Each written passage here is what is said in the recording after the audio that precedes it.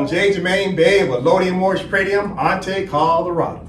The acronym is AMPAC. I'm the Chief Judge of Consular Court. Today is Class 160. Class 160.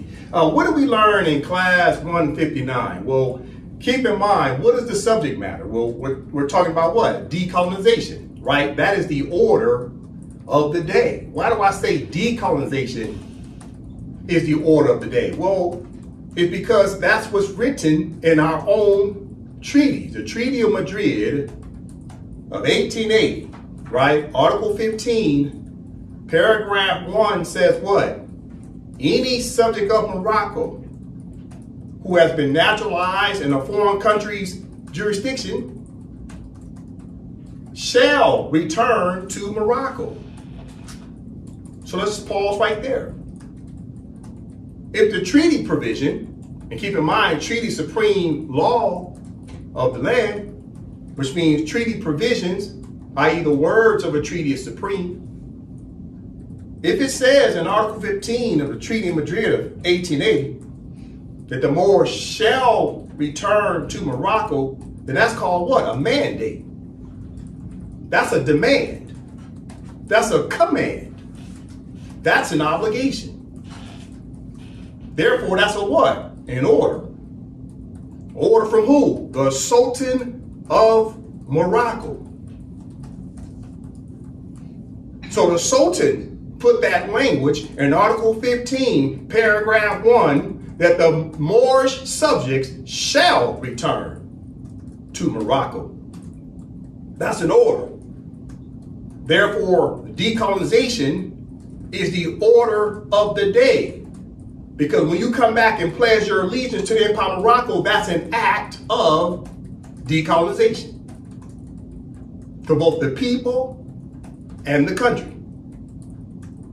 So when you look at Article 15, the Treaty of Madrid of 1880, it says any subject of Morocco who's been naturalized in a foreign country shall return to Morocco.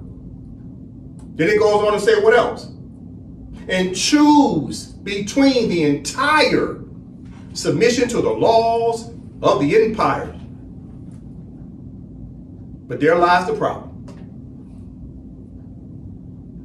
How are we ever supposed to return to Morocco to pledge our allegiance to the Empire of Morocco if in fact the Empire of Morocco was in a shallow grave?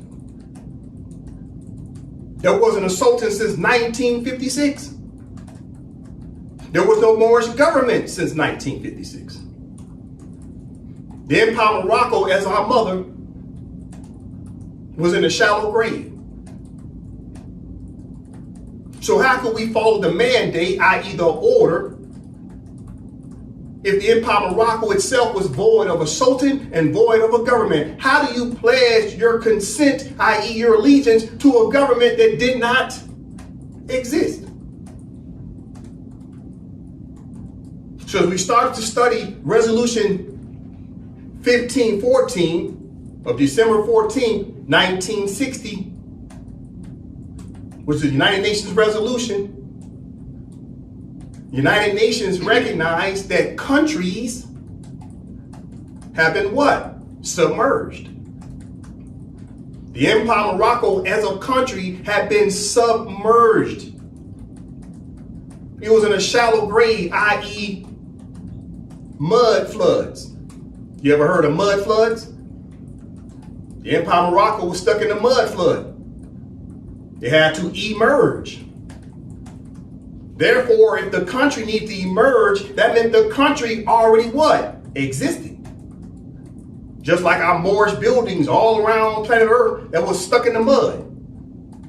They're finding pyramids all over planet Earth, stuck in sand. Just everything was covered up by sand or mud.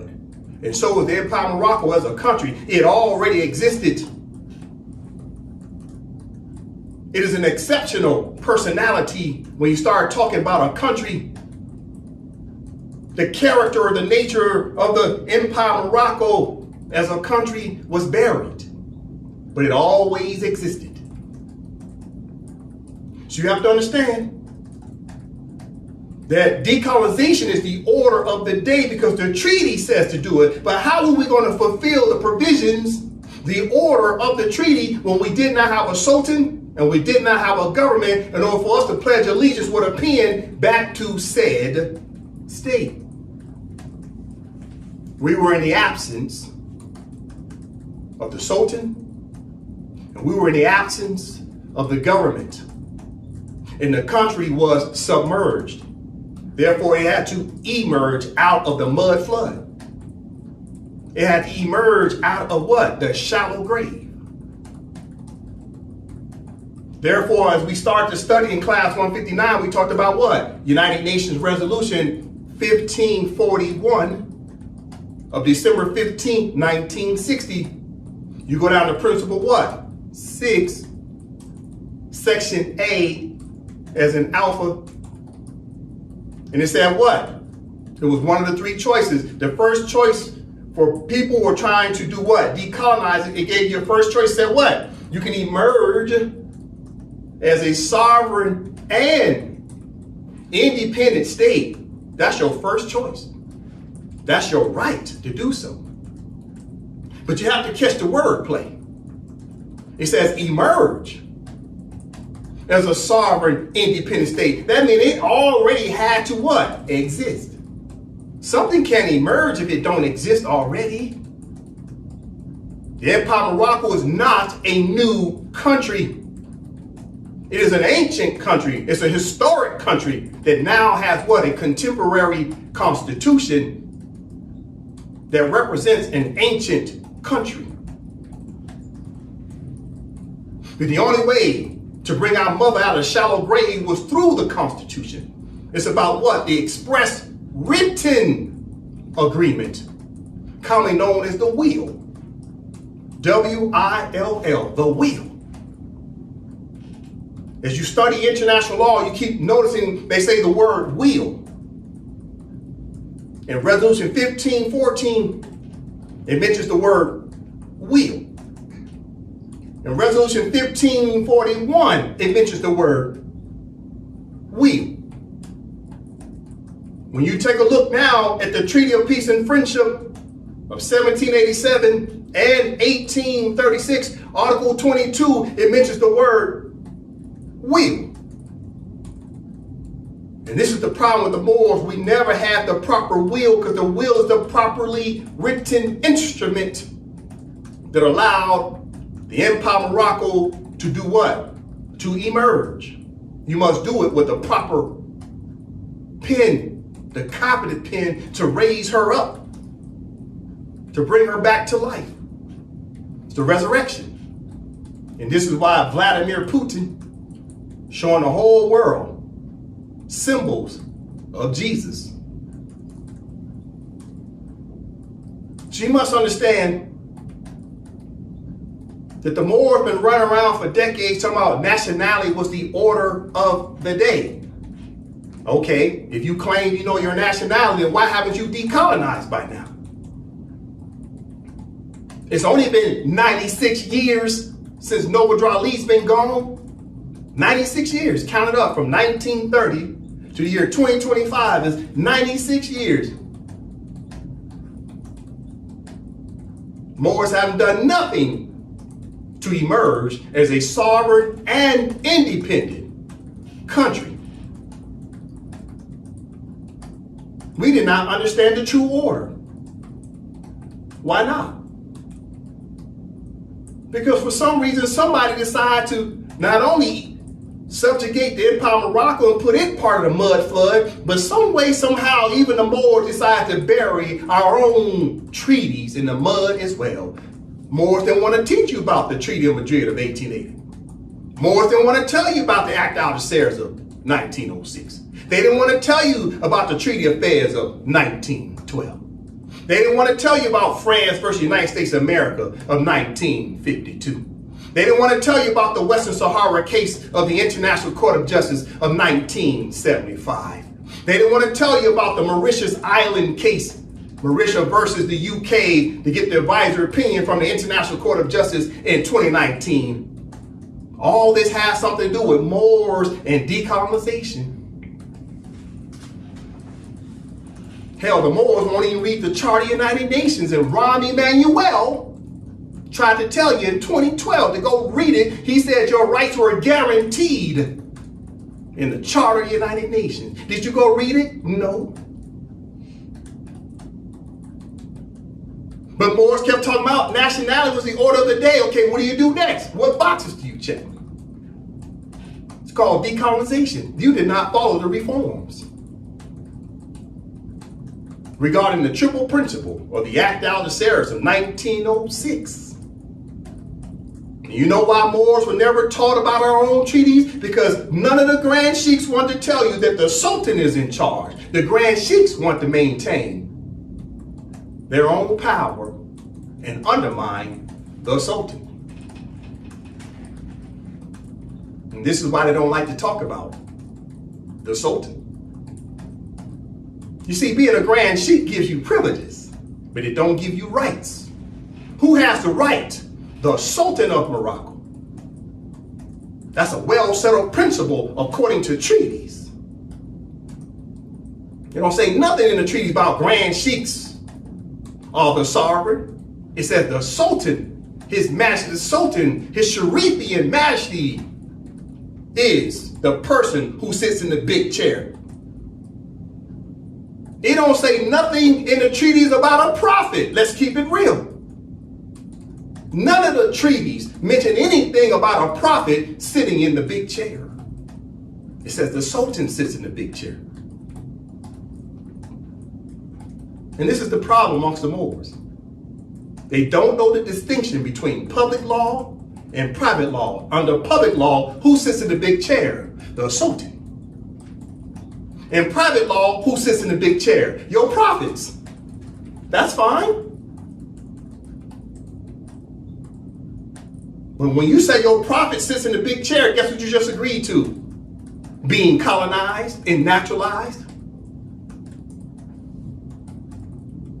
You must understand, the Moors have delayed their own justice because they did not want to follow the instructions of our own treaties. So the Moors have hid their own treaties from other Moors so they can maintain their package selling.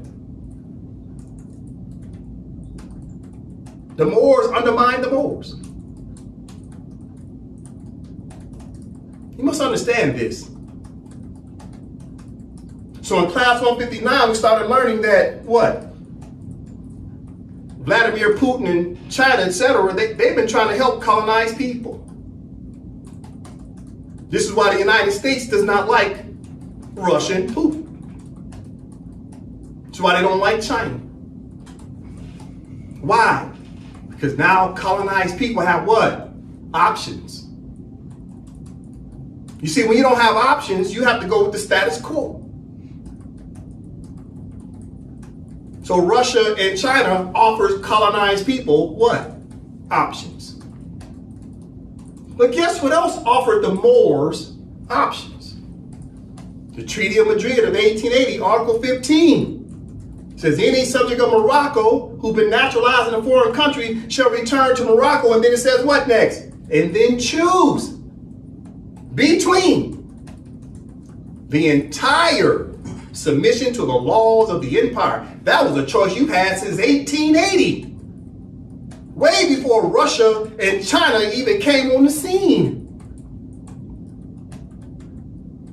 So yes, Russia and China is helping colonize people, but colonized Moors have always had since the year 1880 to choose the Sultan and the Empire of Morocco versus staying with their stepmama and their what? Adopted mother on their naturalized status. You've always had options.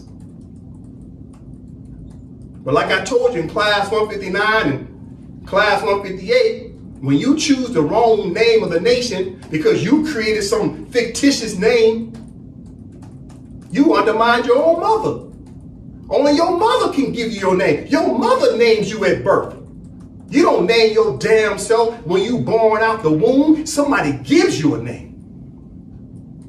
That's why they call it birth of a nation.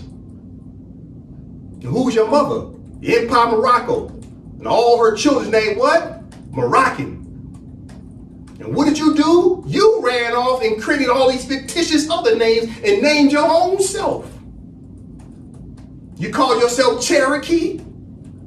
You call yourself what? Hebrew Israelite? You call yourself Black, Negro, Colored, African American, Moorish American, Nation Islam. You gave yourself all kind of association names and corporation names and group names. Your mother didn't give you that name. And this is why you remain naturalized and colonized. Because you haven't returned to your mother. The treaty says any subject of Morocco. That means any subject of Morocco. That means all Moors. You call yourself a Moor? You have to follow the orders of your mother. She said return to her. This is the problem amongst Moors. We've delayed our own justice. And we should be ashamed of ourselves. And this is the problem. We have no shame. Why not? It's because of our ignorance and arrogance. When you put ignorance, arrogance, and self-righteousness together, the only thing you'll do is spiral from there. Because it keeps you in the status of what? Cognitive dissonance. You're going to try to hold on to your belief versus accepting the truth. Because the truth shall set you free, not your damn beliefs. This is the problem with the Moors. Let's get into the class. As you know, I always open up the Constitution. The Constitution is paramount. It is the will. Without the will, you will never be free. You must understand that. The will is the properly written instrument. It is an expressed language. That's what got the Empire of Morocco out of the shallow grave. The words. So the Constitution of Alodia Moorish Predium Ante Colorado is an example of what all Moors will need in all of the internal states. Under a word called uti possidetis juris. That's called claiming a defined territory. Such as AMPAC as an example. AMPAC, as an example, claimed a territory commonly known as Colorado. That's an uti possidetis jurisdiction.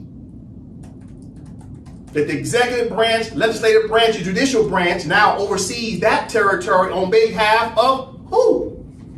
The sovereign and independent state, our mama, called the Empire of Morocco, and our political father, which is the Sultan of Morocco.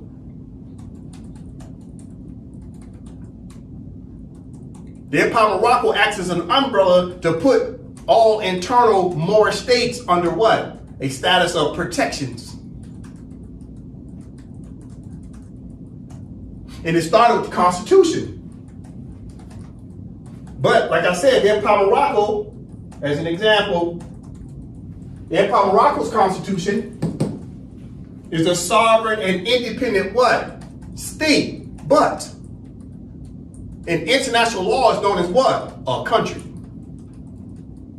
Countries sign treaties with other countries.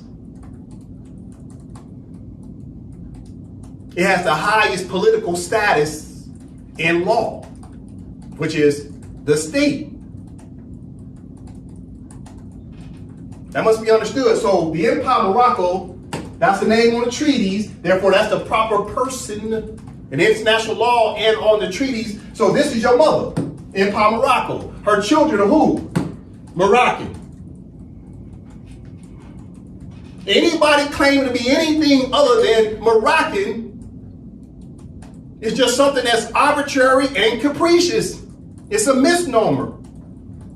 It's a nom de guerre. Anything other than Morocco, Moroccan in that order, then you're wasting your time arguing with the colonists because they know your laws better than you. And they know that Moors have not been pledging their allegiance back to their mother. Political allegiance by consent with a pen via application. They know you haven't done it. The worst part is you turn around and said you had a religious corporation and organizations and associations. You never said the word country. We got to learn from this, Moors. Let's move on. All right. So, the Empire of Morocco has been reinstated in terms of the Empire of Morocco is no longer in a shallow grave. It has emerged. Now it's starting to check all the political boxes. We'll learn about political boxes today. As we continue to read Resolution 1541 of December 15, 1960. We'll read that today because it gives Moors instructions. It makes obligations on both the United States of America and all other European states as well. It's instructions for who? The Empire of Morocco as well. It's obligations on both sides of Morocco and of the European states. So the Empire of Morocco has its three branches, right? But those three branches, right, executive branch, legislative branch, and judicial branch are very important to put together your government. So you have a what? An organized jural society. They also have a head of state, which is the Sultan, according to what? The treaties. But the Empire of Morocco is an external. That's very important to understand. It is the external sovereign and independent state. It's not the internal, it's the external. That's a powerful word in international law. External. External. Sovereign and independent state. Now remember in class 159, I said what? Cherokee tribes are states. But they're what? Internal states that come under the protections of who? The United States. Therefore, they're still in a dependency. They're not independent. We talked about Alabama. The state of Alabama is sovereign, but it's what? An internal state of the United States.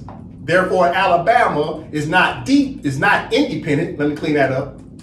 State of Alabama is not independent. They are dependent to the United States of America.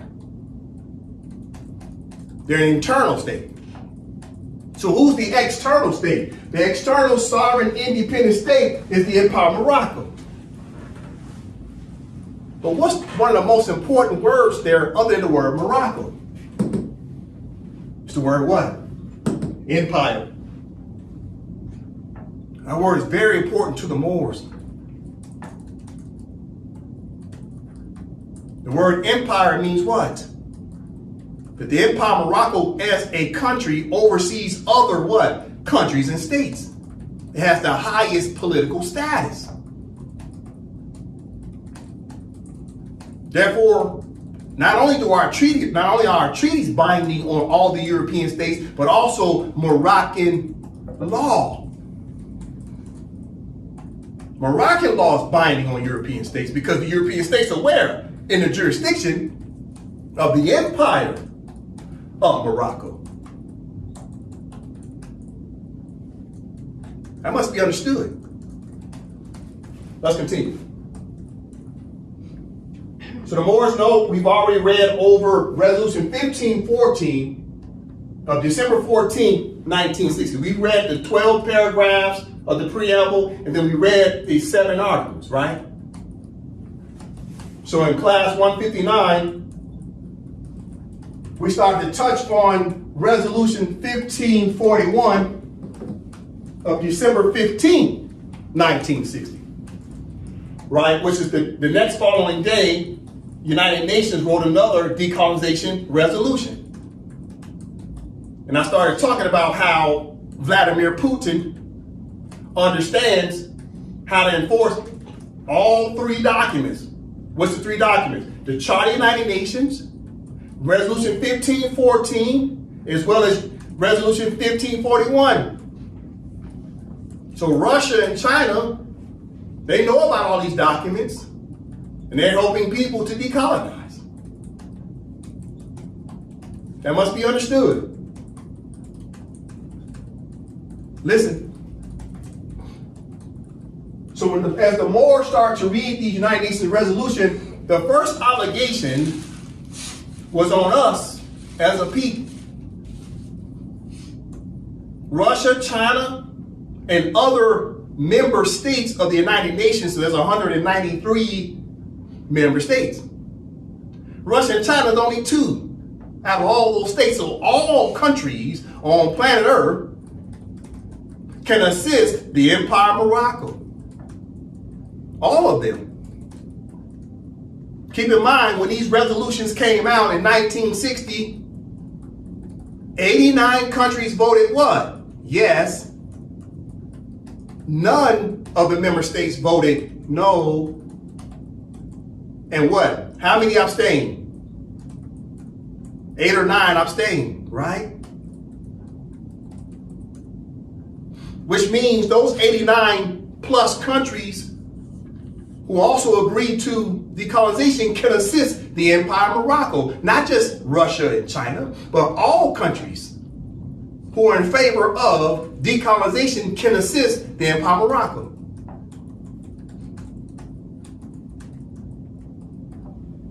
So today we will read Resolution 1541 because that was the next resolution up. But in class 159, we were just touching base only on principle number 6. Today we'll read all the principles. That way we have a basic understanding, a fundamental understanding about international law and what rights it gave the Moors since 1960. Okay, so what we're going to do first is just read it straight through. Fair enough? Just read it straight through. It's only 4 pages. Then we're going to come back and do what? Our interpretations, right? So let's get started. Okay, keep in mind, this is about decolonization. Moors keep saying nationality the order of the day. Okay, then what's next up? Decolonization. Since you claim you know who you are, then why is it that you have not been able to enforce your rights? That's the question. You claim you know who you are. Then why have you not been able to decolonize by utilizing the enforcement of international law and the treaties? That's the question you got to start asking yourself. More specifically, all the students out there. You need to start asking your teachers, why have they not been able to decolonize? Since they claim they know what their nationality is, then why have you been walking in circles? Okay, now, the United Nations General Assembly Resolution 1541, okay? Just to give you a brief before we get started, this is an obligation according to the Charter of the United Nations, Article 73, Section E as an echo. It put the obligation on who? Colonial administrative powers, such as an example, the United States of America is what? A member state of the Charter of the United Nations. And as soon as they became a member state of the Charter of the United Nations, they were obligated to what? Chapter 11 of the Charter of the United Nations. This is what Rahm Emanuel was trying to get you to go read. And Chapter 11 includes what? Articles 73 and 74 that talked about the declaration for non-self-governing territories. So Article 73, Section E, put the obligation directly on the member states who are members of the Charter to give regular notifications to the Secretary General of the United Nations whenever the indigenous people start to emerge as what? A sovereign, an independent state, or if the indigenous people are trying to emerge as what? Under a status of free association with an independent state, or if indigenous people are trying to emerge as what? Integration with an independent state. That's Principle 6 of Resolution 1541 of what I just stated. We'll read that today. So this document put the onus directly on the United States of America as an example, and all other European states when the people are trying to decolonize. But it also put the obligation on who? The people themselves is trying to decolonize. The people have to follow these instructions as well. All right, so let's go ahead and read it straight through, then we'll come back with our interpretations, all right? Okay, Brother Dre, from the top. United Nations General Assembly, Resolution 1541. The General Assembly, considering the objectives set forth in Chapter 11 of the Charter of the United Nations, bearing in mind the list of factors annexed to the General Assembly Resolution 742 of 27 November 1953. Having examined the report of the Special Committee of 6 on the transmission of information under Article 73, Section E of the Charter, appointed under General Assembly Resolution 1467 of 12 December 1959 to study the principles which should guide members in determining whether or not an obligation exists to transmit the information called for in Article 73, Section E of the Charter, and to report on the results of its study to the Assembly at its 15th session. Number 1, expresses its appreciation of the work of the Special Committee of 6 on the transmission of information under Article 73, Section E of the Charter. 2, approves the principles set out in Section V, Part B of the report of the committee as amended and as they appear in the annex to the present resolution. 3, decides that these principles should be applied in the light of the facts and the circumstances of each case to determine whether or not an obligation exists to transmit information under Article 73, Section E of the Charter, under the 948th plenary hearing, 15 December 1960. The annex, principles which should guide members in determining whether or not an obligation exists to transmit the information called for in Article 73E of the Charter of the United Nations. Principle 1. The authors of the Charter of the United Nations had in mind that Chapter 11 should be applicable to territories which were then known to be of the colonial type. An obligation exists to transmit information under Article 73, Section E of the Charter in respect of such territories whose peoples have not yet attained a full measure of government. Principle 2. Chapter 11 of the Charter embodies the concept of non-self-governing territories in a dynamic state of evolution and progress towards a quote-unquote a full measure of self-government. As soon as a territory and its peoples attain a full measure of self-government, the obligation ceases. Until this comes about, the obligation to transmit information under Article 73, Section E continues. Principle 3, the obligation to transmit information under Article 73E of the Charter constitutes an international obligation and should be carried out with due regard to the fulfillment of international law. Principle 4, prima facie, there is an obligation to transmit information in respect of a territory which is geographically separate and is distinct ethnically and or culturally from the country administering it. Principle 5, once it has been established that such a prima facie case of geographical and ethnical or cultural distinctness of a territory exists, other elements may then be brought into consideration. These additional elements may be inter alia of an administrative, political, juridical, economic, or historical nature. If they affect the relationship between the metropolitan the metropolitan slate and the territory concerned in a manner which arbitrarily places the latter in a position or status of subordination, they support the presumption that there is an obligation to transmit information under Article 73E of the Charter. Principle 6. A, non-self-governing territory can be said to have reached a full measure of self-government by A, emergence as a sovereign independent state, B, free association with an independent state, or C, integration with an independent state. Principle 7. A. Free association should be the result of a free and voluntary choice by the peoples of the territory concerned, expressed through informed and democratic processes. It should be one which respects the individuality and the cultural characteristics of the territory and its peoples, and retains for the peoples of the territory which is associated with an independent state the freedom to modify the status of that territory through the expression of their will by democratic means and through constitutional processes. B. The associated territory should have the right to determine its internal constitution without outside interference, in accordance with due constitutional processes and the freely expressed wishes of the people. This does not preclude consultations as appropriate or necessary under the terms of the free association agreed upon. Principle 8. Integration with an independent state should be on the basis of complete equality between the peoples of the erstwhile non-self-governing territory and those of the independent country with which it is integrated. The peoples of both territories should have equal status and rights of citizenship and equal guarantees of fundamental rights and freedoms without any distinction or discrimination.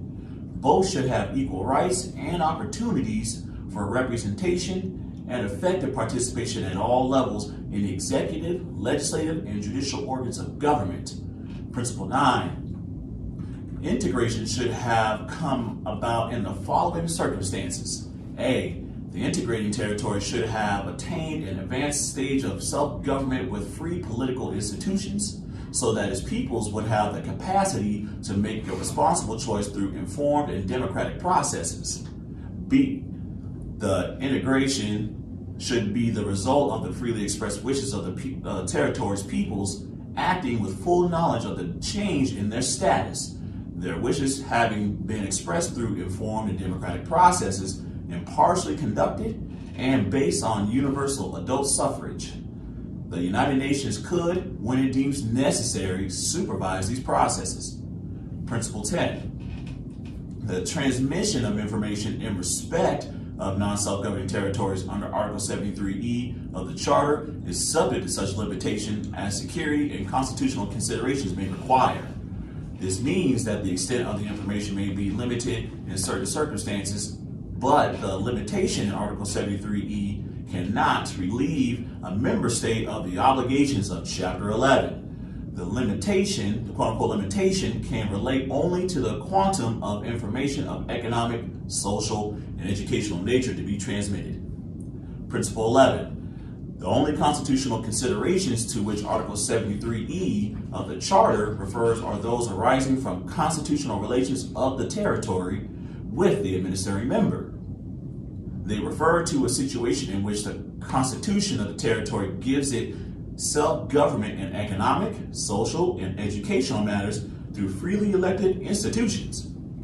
Nevertheless, the responsibility for transmitting information under Article 73E continues unless these constitutional relations preclude the government or parliament of the administering member from receiving statistical and other information of a technical nature relating to economic, social, and educational conditions in the territory.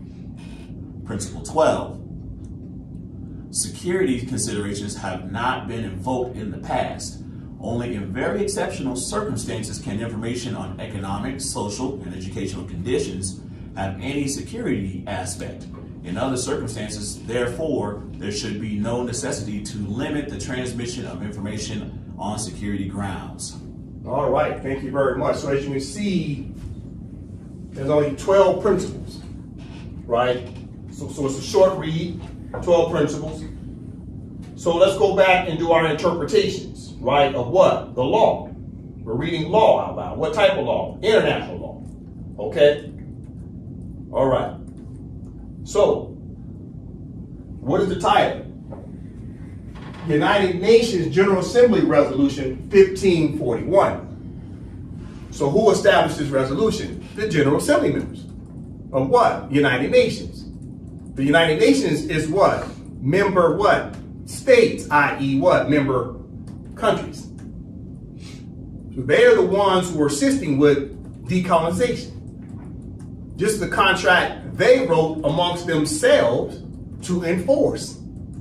They have obligations and responsibilities to adhere to their own contract. To assist who? Indigenous people. But keep in mind, the word indigenous is what? A generic word. When you look up the word indigenous, it's an adjective. It's not a noun. Therefore, in order to invoke the proper noun, you must know what? The nationality. But where do you get your nationality from? Your mother. What's the name of your mother? That's the name of the country. What's the name of the country? Empire of Morocco. That's the name of the country. That's where you get your nationality from. The nation. What's a nation? It is the state, i.e. the country. So, United Nations, which is United Countries, i.e. United States, General Assembly Resolution 1541. All right, so it says what? The General Assembly. Members. Considering the objectives set forth in Chapter 11 of the Charter of the United Nations. So now they're telling you where they're deriving their authority from. Where they're deriving what? Their mandate. Where they're deriving what? Their orders. From what? The Charter of the United Nations, what? Chapter 11. So what should Moors do now? Go back and read where they derive the language from what? The master contract. You always go back to the master contract before you keep reading addendums to the master contract. Okay, so now we got to go back to the charter. This is how you learn how to read. Okay, listen. This is the Charter of the United Nations of 1945, Chapter 11. Okay, Nova from the top. Chapter 11, Declaration regarding Non-Self-Governing Territories, Article 73. Members of the United Nations which have or assume responsibilities for the administration of territories whose peoples have not yet attained a full measure of self-government recognize the principle that the interests of the inhabitants of those territories are paramount, and accept as a sacred trust the obligation to promote to the utmost within the systems of international peace and security established by the present charter, the well-being of the inhabitants of those territories, and to this end, A, to ensure, with due respect for the culture of the peoples concerned, their political, economic, social, and educational advancement, their just treatment, and their protection against abuses. B, to develop self-government, to take due account of the political aspirations of the peoples and to assist them in the progressive development of their free political institutions, according to the particular circumstances of each territory and its peoples and their varying stages of advancement. C, to further international peace and security. D, to promote constructive measures of development, to encourage research, and to cooperate with one another, and when and where appropriate with specialized international bodies with a view to the practical achievement of the social, economic, and scientific purposes set forth in this article, and to transmit regularly to the Secretary General for informational purposes, subject to such limitation as security and constitutional considerations may require, statistical and other information of a technical nature relating to economic, social, and educational conditions in the territories for which they are respectively responsible other than those territories, such as chapters 12 and 13 apply. All right, thank you. Okay, so with that being said, what is Chapter 11 all about? It's the obligations and responsibilities that was placed directly on who? So Article 73 says, members of the United Nations which have or assume responsibilities for the administration of territory. So as an example, who has, right, who has or have or assumed responsibility as an administration of a territory. What, for example, United States of America. As an example, right? United States of America has assumed the responsibility of overseeing a part of the Empire of Morocco as a colonial state. Therefore, since the United States of America is a member of the United Nations, this contract became binding law on them as an administrator. Therefore, they're called an administrative power, more specifically, a colonial administrative power overseeing a colonized territory. You have to really understand what's happening here. The Charter of the United Nations itself recognizes and gave permission to colonizers to maintain the responsibility of overseeing territories until what? All right. Until what? Until the indigenous people declare that they're ready to start to what? Self-govern their own territories. So the colonial administrative power, for example, United States of America, could maintain a lawful status to be a colonizer until the people themselves declared what? A declaration of what? Independence. From who? The colonial administrative power. So when I tell the Moors that the Moors have delayed their own justice because we did not declare our independence, but the only way to declare our independence, we have to use the proper name of the country. And what's the proper name of the country for Moors? The Empire of Morocco. Period. Until then, the United States of America did not have to respect Moors. The United States of America was literally given a privilege to remain as the colonial power over the territory and part of the territory of the empire. I need Moors to really comprehend what I'm saying right now. Because Moors think that the United States of America is holding on to an illegal status, and they're not.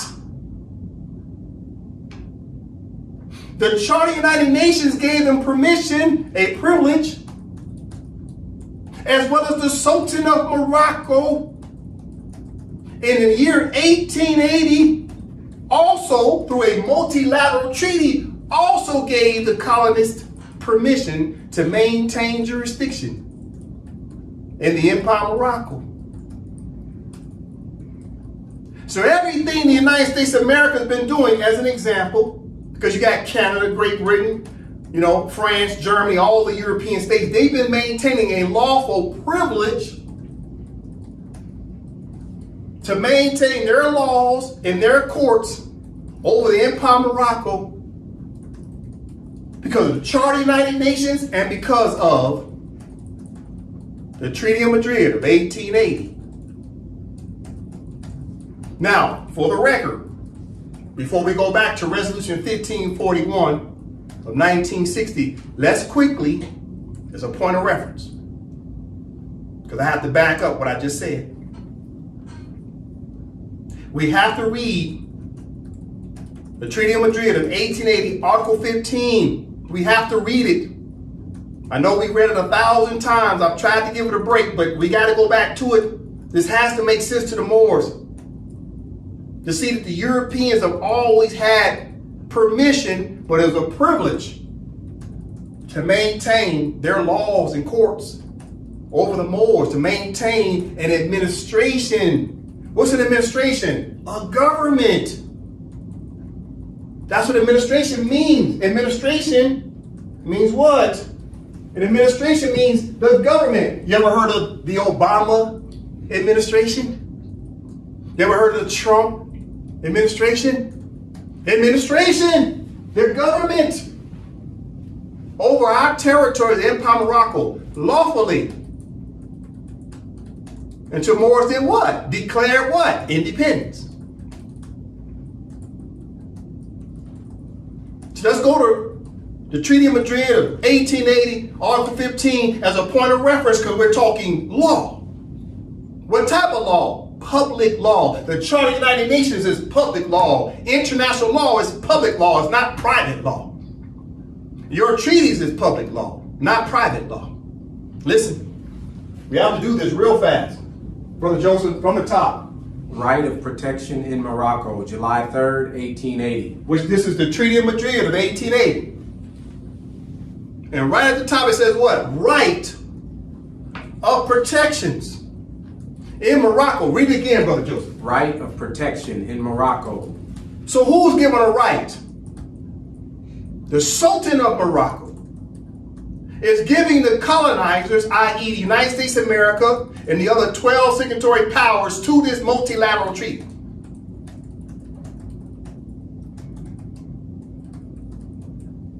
The Sultan is giving permission, as an example, to the United States of America to put the Moors under protectorate status. To put the Moors underneath both their laws and their courts of the United States of America. This is what Moors don't understand. Brother Joseph, from the top again. Right of protection in Morocco, July 3rd, 1880. Pause. Right of protections. I'm pausing here. Right of protections. So when you keep saying the white man's a criminal, he ain't a criminal.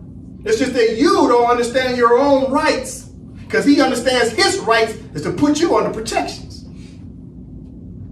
And you didn't know how to do what? Invoke your own rights, because first thing you had to do what is declare independence, and then do what? Draft a constitution for the name of what? The country, which is your mother. You had to return back to her. Until then, United States of America, as an example, had a right to put you under protections. And what does that mean? You come under their jurisdiction. Isn't that what the 14th Amendment says of the United States Constitution? All persons born and naturalized come under the jurisdiction of the United States. It's about jurisdiction. That's what protection means. Jurisdiction. Listen, let's read it, because I got to prove this to the Moors, that the Moors have delayed their own justice since 1880. From the top, Joseph. Right of protection in Morocco, July 3rd, 1880.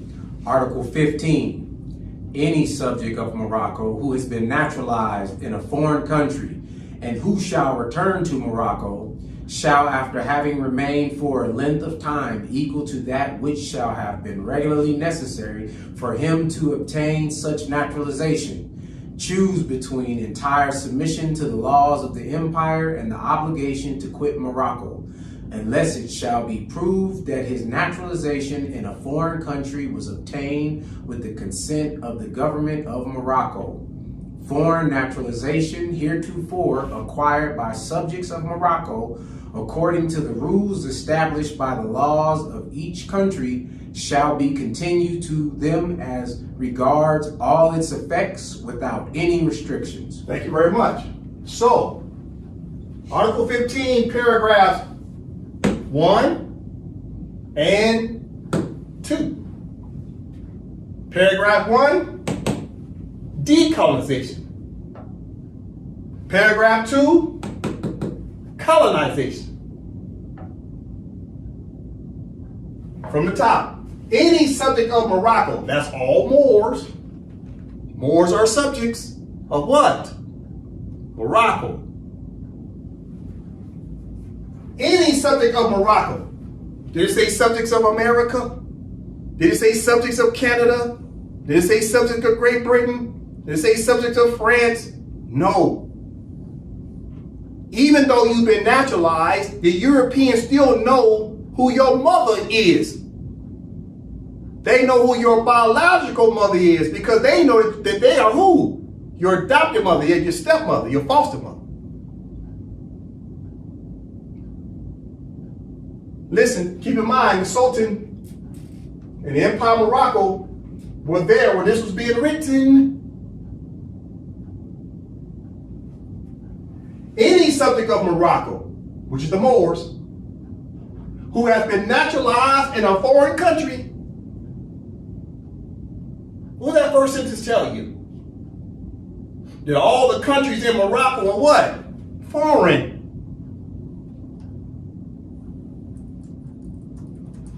Any subject of Morocco who has been naturalized in a foreign country and who shall return to Morocco. Huh? They say nationality order of the day? No, it ain't. You know what the order of the day is? It's the treaty language. It said, you shall return to Morocco. That's the order of the day. And when you do that, automatically, you're decolonizing. Listen. So Moors have to return to Morocco shall, after having remained for a length of time equal to that which shall have been regularly necessary for him to obtain such naturalization under the 14th Amendment of the United States, Moors have to do what next? Choose between the entire submission to the laws of the empire. Let's read it again. What do Moors have to do? First, you have to return to Morocco. Then you have to do what? Choose between the entire submission to the laws of the empire. Did it say choose between the laws of the Moor Science Temple? No. Did it say choose between the laws of the Nation of Islam? No. Did it say choose between the laws of the United States of America? No. Did it say choose between the laws of the Cherokee tribe? No. Did it say choose between the laws of the Hebrew Israelites? No. Or the Washita Moors? No. Or the United States of America Republic, commonly known as USARS? No. This is a treaty, and Moors keep saying treaty supreme law of the land, then why aren't you following the instructions? Well, the number one reason why is because your so-called master teachers never told you about the treaties. But now you know. You have no excuses. Stop blaming the white man. The Sultan of Morocco wrote these provisions for you to return to her, your mama. So when I just told you a little while ago that not only the Charter of the United Nations under Chapter 11 gave the colonizers, and they listed under this nice political word called administrative power, which means colonist, they've been given a privilege to hold on to the territory to maintain what? An organized dual society. But Article 15 of the Treaty of Madrid that came out in 1880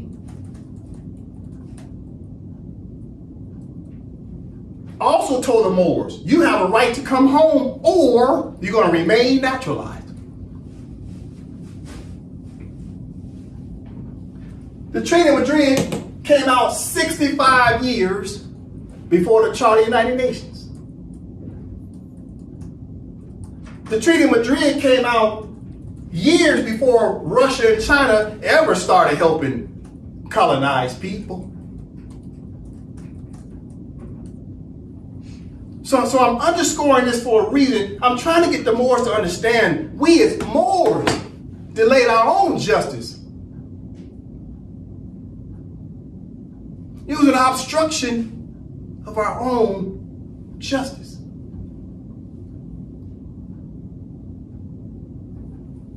Listen. Going back to the Charter of the United Nations, because we're talking instructions. Charter of the United Nations, Chapter 11, Article 73, right? Now we go to what? Article 73, Section what? E, as an echo. What does Article 73 E say? It's the obligation of who? The member state. But in this example, let's say the United States of America, who's what? The colonial administrative power that's overseeing a certain part of the empire of Morocco. Says the United States of America, as an example, is to transmit regularly to the Secretary General for information purposes. When? Whenever the indigenous people do what? Declare their independence. But it must be the independence of what first? The country. What's the name of the country? Empire Morocco. Anything other than that, you're wasting your time. And this is why the United States of America never had to respect Moors. Listen. Now we go back to Resolution 1541, right? Doing our interpretations, first we had to go back to the master contract, was the Charter of the United Nations. Now we move forward and read the addendum, which is extended language, right? To give more details, language that goes back to the master contract under Chapter 11, Articles 73 and 74. But now it's narrowing it down. It's what you call narrow law. They're narrowing it down to what? 73E. They're being specific, very specific. It puts an obligation directly on the United States of America as an example and all other European states. So from the top it says, have an example, examine the report of the Special Committee of 6 on the transmission of information on Article 73E of the Charter, right? Appointed under General Assembly Resolution 1467 of 12 December 1959.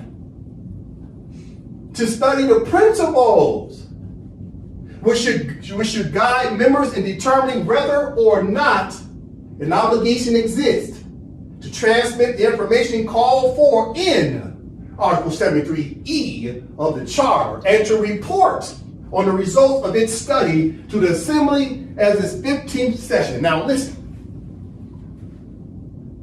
Do you see something very particular here? Look at these words I put in yellow. The word whether or not. You see, Article 73E said what? Let's go back to it. Charter of the United Nations, go back to it. Article 73E said what? To transmit regularly to the Secretary General for information purposes, right? Why would the United States of America, as an example, have to send to the Secretary General notifications to let them know the indigenous people have just declared independence and now they're checking boxes? Why would the United States of America need to do that? It's to maintain what? Peace and security, to make sure that there's no what? Serious crises between the two parties. You see? But why, when we go to the resolution,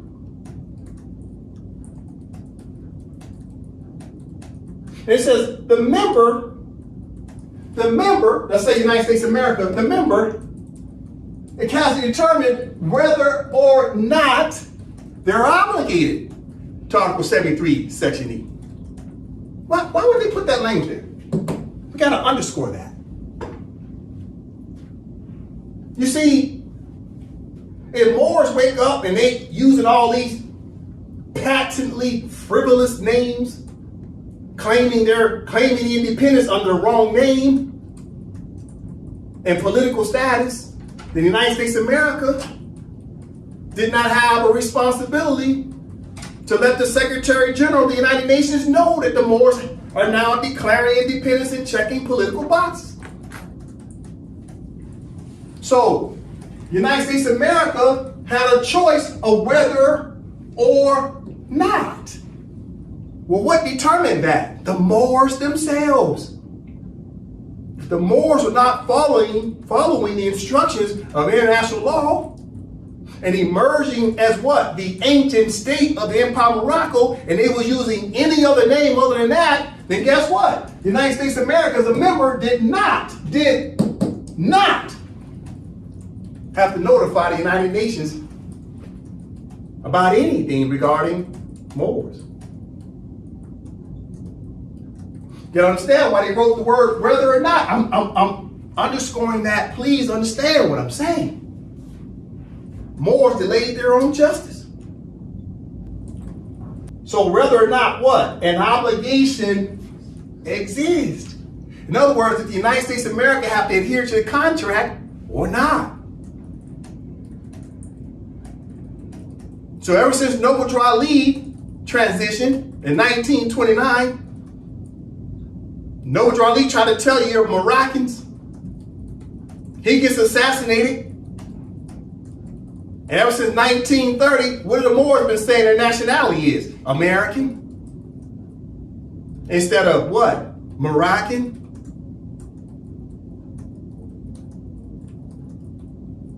Therefore, the United States of America never had to respect Moors.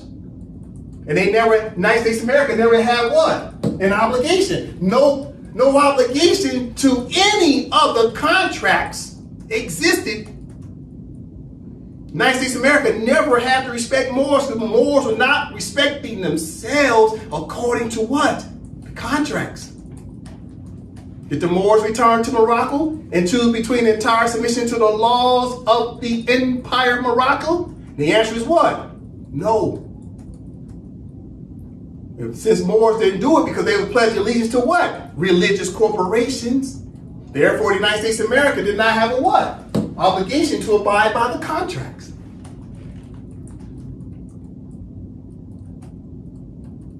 You must understand what I'm saying right now. We as Moors dropped the ball. Let's continue. This subsection 3 again. Decides that these principles should be applied in the light of the facts and the circumstances of each case to determine whether or not an allegation exists. It's a case-by-case basis on each of the territories of planet Earth.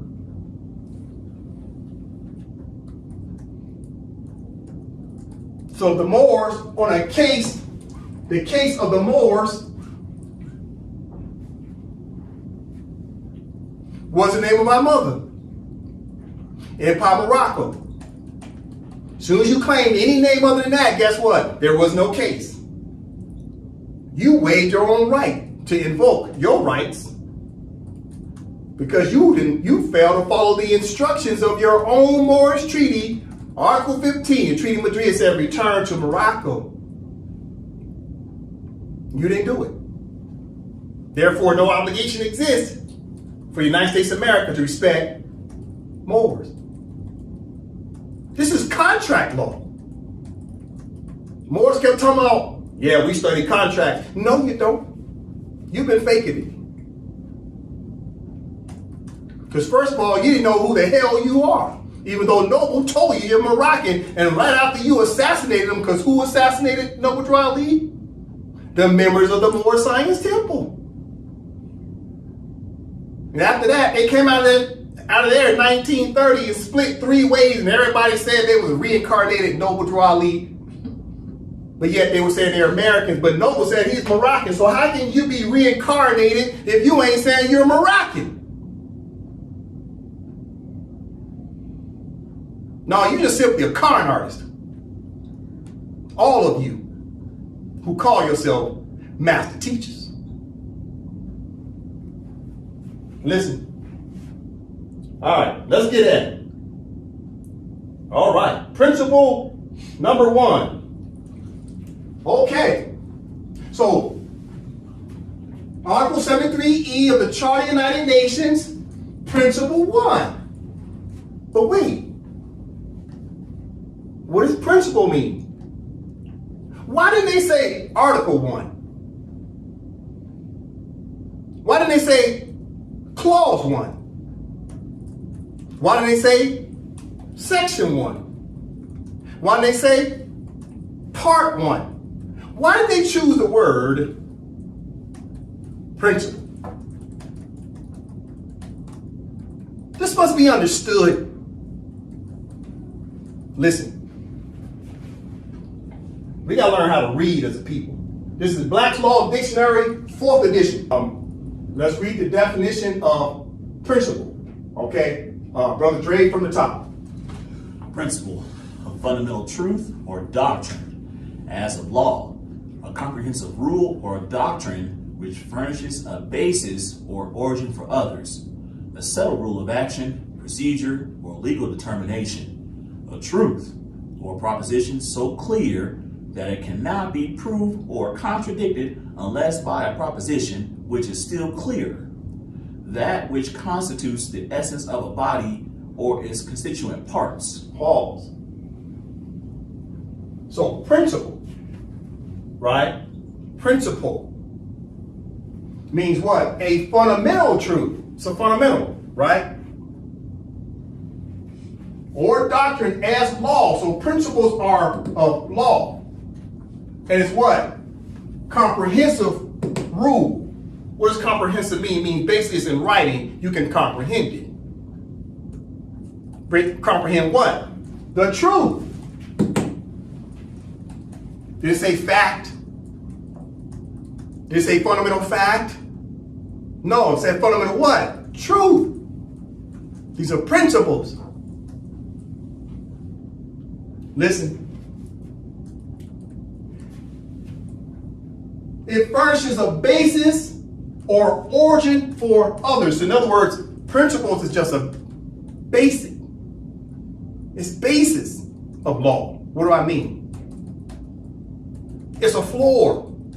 It's not the ceiling of law, but it's the beginning. It's ground zero. This is the very least what the principle is. Start here and you can work your way up. But it's the principle where you start. Anything less than that is what? Not the truth. It's not settled. Listen from the top. Principle, a fundamental truth. It didn't say fundamental fact. It says fundamental truth of doctrine as of law. A comprehensive rule. Rule of what? Law. Or a doctrine which furnishes a basis of origin for others, a settled rule of action, procedure, or legal determination. Pause, but this is how you should read it. Listen. So principle is a settled, listen, a settled rule of action or a settled procedure or a settled legal determination. You see that? So a principle is a settled rule of action, settled procedure, and a settled legal determination. It's settled. It's well settled principles. Of what? Truth. Of what? Law. Therefore establishes what? The rule of law. So what law rules? Principles. Listen. A truth. Did it say a fact? It says a truth or proposition so clear that it cannot be proved or contradicted unless by a proposition which is still clearer. Therefore, principles is a floor that's clear, it's well settled. Now, can something be even clearer? Yes. But one thing it cannot do is do anything to subjugate, can be nothing less inferior. Principles set what? The ground rules. Listen. From the top again, what's a principle? It's important for morals to understand fundamentals. What are principles? A fundamental truth or doctrine as of law, a comprehensive rule or doctrine which furnishes a basis of origin for others, a settled rule of action, procedure, or legal determination, a truth or proposition so clear that it cannot be proved or contradicted unless by proposition which is still clearer. See, anything contrary is notwithstanding. Okay, now let's go back to Resolution 1514 now that we read a definition of principle. So right here it says what? Principle 1. So what is the principle? The truth. It's well settled. So now we read what? 12 principles. That's settled. There's no workaround. Meaning what? The colonist can't undermine it. It's settled. It's a principle. You have to understand why they use the word principle. They're trying to use strong language here of law. It's not a maybe. It's not a should. It's principle. It's truth. It's not fact. It's truth. It's binding.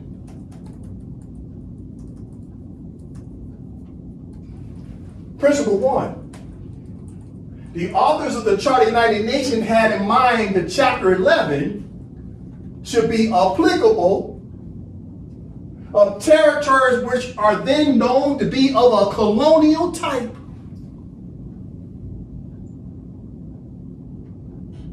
So territories are colonial type. But how do you know your territory is colonial type? You know who they put the obligation on to truly declare that the territory is a colonial type? It was on the people who are colonized. To do what? Declare their what? Independence.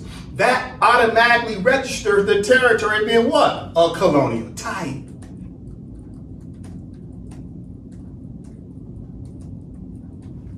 Listen, an obligation exists to transmit information under Article 73E of the Charter in respect of such territories whose peoples, listen, whose people have not yet attained a full measure of self-government. So the people of the territory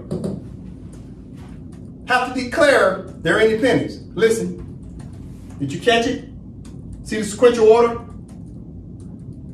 So the people have to declare, but about what? The territory. What do you see there in sequential order? Does that remind you of another resolution? Resolution 1514 says what? Let's go to it. Resolution 1514 of 1960, what's the title? Declaration on the granting of independence to colonial countries and then the peoples. What has to be first? The country has to do what? Be independent. That's why the Constitution is paramount. First, it recognizes what first? The country, i.e. the state. So the peoples of the territory have to declare their independence. Listen.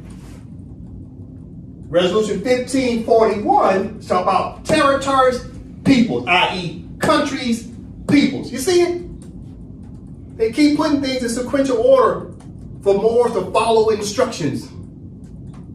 But what did Moors do all these years since 1930? Kept saying, us people, we don't need no government. Us people, we the people, Moors just run around being what? Rogue as individual Moors. They never wanted to establish the country because they did not want three branches of government. The Moors need to tell the truth. Moors do not want to be governed. Moors don't want the black man telling them what to do. Moors don't want the white man to tell them what to do. And Moors don't want the Moroccan to tell them what to do. Moors are rogue. You gotta catch what I'm saying. They want to be rogue. And it ain't gonna happen. You want to be Taliban Moors? Good luck with that. You know what you're going to find yourself? Adjudicated and sentenced and find yourself in prison. Everybody on planet Earth is governed by a state. There ain't no such thing as a sovereign citizen. Anybody acting like a sovereign citizen means what? You acting like the state don't govern over you. I got news for you. Everywhere you put your foot on planet Earth, you shall be governed by a state somewhere on planet Earth. The Moors will not be rogue. You will be governed by the Empire Morocco's government, or you're going to be governed by a foreign country's government. there will be no rogue Moors on planet Earth, period. That must be understood. So the people have to pledge allegiance to what? The country, the territory of the country was the Empire of Morocco. Isn't that what the Treaty of Madrid said? Return to Morocco and choose between the entire submission to the laws of the Empire of Morocco. Did it tell you to be sovereign citizen? No. Did it tell you pledge your allegiance to the Moorish Science Temple of America? No. Listen, taking our time. Principle number 2. Chapter 11 of the Charter embodies the concept of non-self-governing territories in a dynamic state of evolution. So the state, i.e. the country, has to be what? Evolving forward to be at varying stages of what? Advancement. It must evolve. Listen, the state has to evolve and progress towards full measure of self-government. We as Moors haven't been progressing. We've been walking around in circles since 1930. 96 years. Shameful. Listen. As soon as a territory and its people, you see the sequential order, just put it in again? Listen, I'll read it again. As soon as a territory and its peoples, this is too easy. As soon as a territory and its people attain a full measure of self-government, the obligation ceases. What obligation ceases? That now the United States of America, as an example, as the colonial administrative power, no longer has to send correspondence to the Secretary General. That's the obligation of all member states to send correspondence to the Secretary General of the United Nations. This is law. Narrow law, meaning they narrow it down to Article 73, Section E. It's an obligation.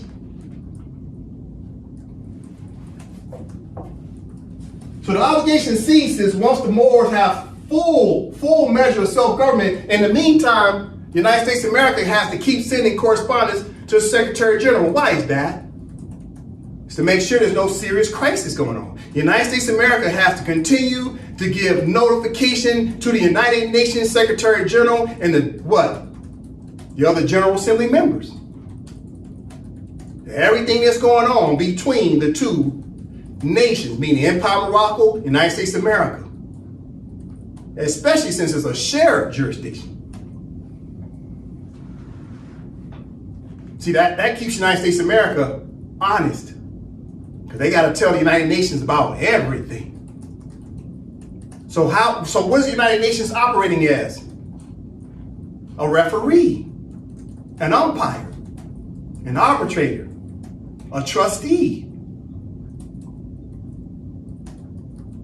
You gotta understand this. So until this comes about, what comes about? The Moors have full measurement or full control of their territory.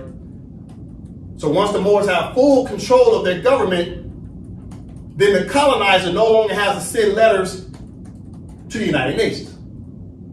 But until that happens, until the Moors have full control, what happens? It says, until this comes about, the obligation to transmit information under Article 73E continues. Continues on who? United States of America. As an example, all other European states of the Empire of Morocco, Canada, Great Britain, etc., all of them have to keep sending letters to the Secretary General of the United Nations. That's what the law says. The rule of what? Law. It's a principle. Listen, principle 3. The obligation to transmit information under Article 73E of the Charter constitutes an international obligation. That's important to understand. That's key. Listen. Principle 3, what's a principle? The truth. It's a settled law. It's a settled rule of law. Then what? The obligation to transmit information under Article 73E of the Charter constitutes an international obligation. What does that mean? That the United States of America's internal municipal laws are null and void. The United States of America has an obligation to what law? International law. International law. Not the law of the United States of America, not the law of the United States Federal Corporation, and certainly not the laws of their internal states such as Alabama, Texas, Indiana, etc. Their laws are absolutely what? Irrelevant. What law is supreme during decolonization? It's international law. It's a principle. It's settled. That's the rule of law. Read it again. Principle 3, the obligation to transmit information under Article 73E of the Charter constitutes an international obligation and should be carried out with due regard to the fulfillment of international law. You see that? It's a principle. Do they say carried out based upon the United States statutes? No. It's based on international law. I'm taking my time here. I'm gonna tell you something that's real. This is embarrassing. This is embarrassing.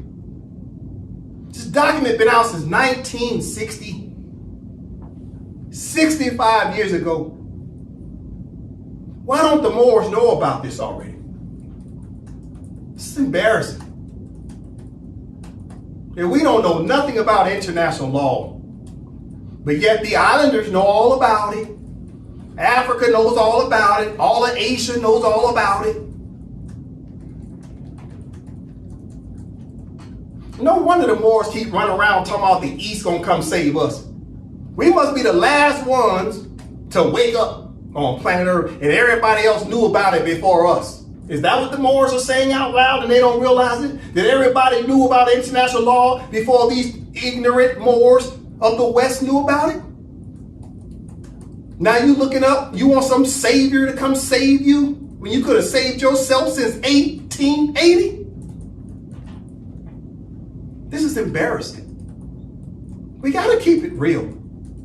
Moors have to humble themselves, have some humility. This is what this is all about. We need to look in the mirror and admit we never studied international law, and we never understood what Rahm Emanuel was trying to tell us in 2012 to go and read the guaranteed law of the Charter of the United Nations. He said the word guaranteed. You know how strong a word that is when you're talking about law? You add the word guarantee to it? That was in 2012. We're in the year 2025 right now. This is embarrassing. Continue. Principle number 4, prima facie. There was an obligation to transmit information in respect of a territory which is geographically separate, listen, and is distinct and or culturally from the country administrating it. So you have to be distinct, right? You have to be distinct from the country, right? The country administrating what? Colonialism. You have to be distinct from it. Distinct. From who? The country that's administrating colonial power. What does that mean? You have to have a separate nationality and a separate country. Moors keep saying they're Americans. Then how does that make you distinct from the other Americans? The foolishness.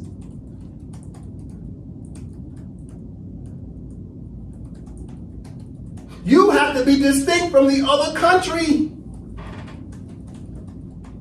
So if you have to be distinct from the other country, then that means you yourself have to have what? A country. It's country on country. That's the interpretation.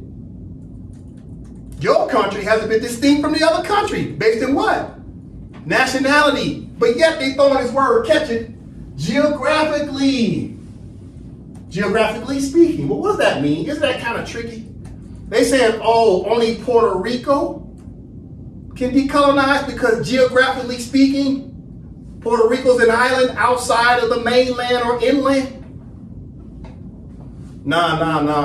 Don't fall for the hijack. So geographically speaking means what?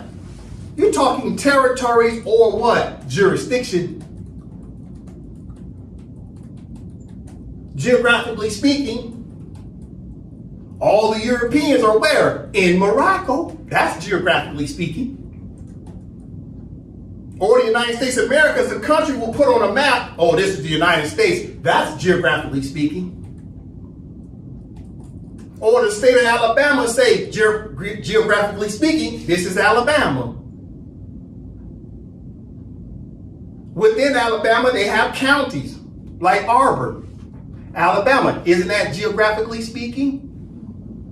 So don't get caught up in the word geographically speaking means some separate landmass. No, it's about jurisdiction. And the Moors and the Europeans are sharing jurisdiction. That's what makes the Empire of Morocco so unique. It's an extraordinary character in international law. It's extraordinary that countries are sharing the same landmass. Countries. Listen. Principle number 5. Once it has been established that such prima facie, what's prima facie? First impression, right? But what does prima facie mean based upon this interpretation? As soon as the Moors do what? Declare their independence because they're emerging under prima facie first impressions of what? That the Moors did what? Deposited their Declaration of Independence and their Constitution with the Secretariat of the United Nations and according to Article 102 of the Charter. So on first impressions, once the Moors follow the instructions of international law, the first impressions is these Moors have now declared officially, right? Based on what? Express written instruments.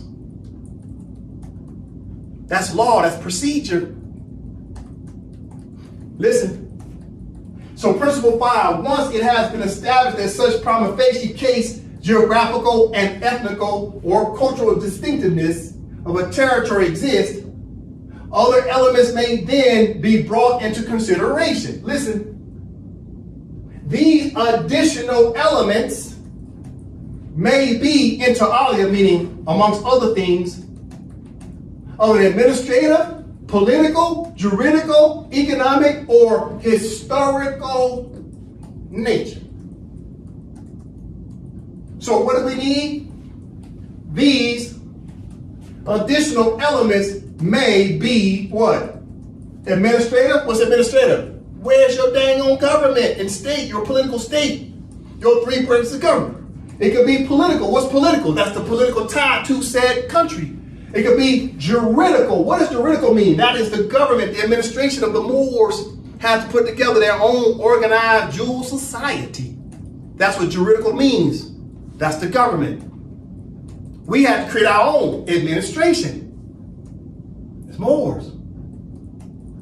You cannot remove the colonists' laws and courts and leave a land void of laws and courts. So if the colonists are removing their laws and courts, the Moors have to replace it with their own laws and courts. Or you have what? Mayhem and anarchy. That's what the transition's all about. The Moors had to establish laws and courts And this is why the Moors never wanted a government. Because Moors did not want to be obligated to the laws or courts of the Empire of Morocco. Moors wanted to be rogue.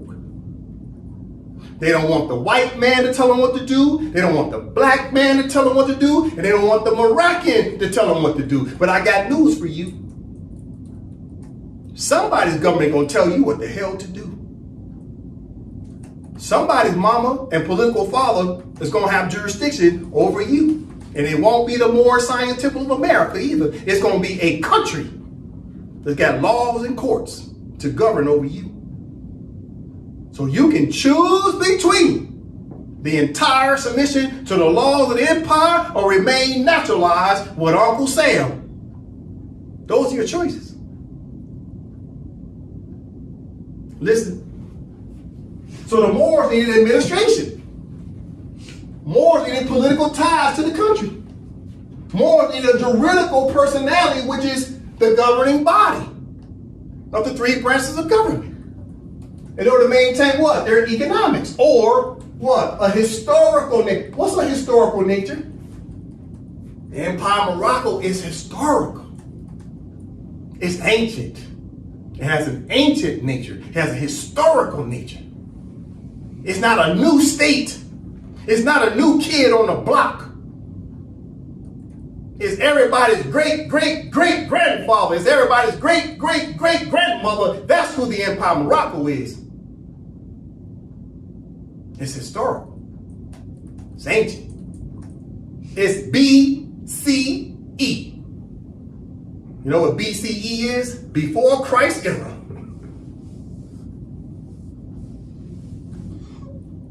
And it's also what? ADE. What's ADE? After death era. Or, as they should say, after what? Domination era. So the Empire of Morocco has been here since BCE and ADE. Believe that. It's ancient.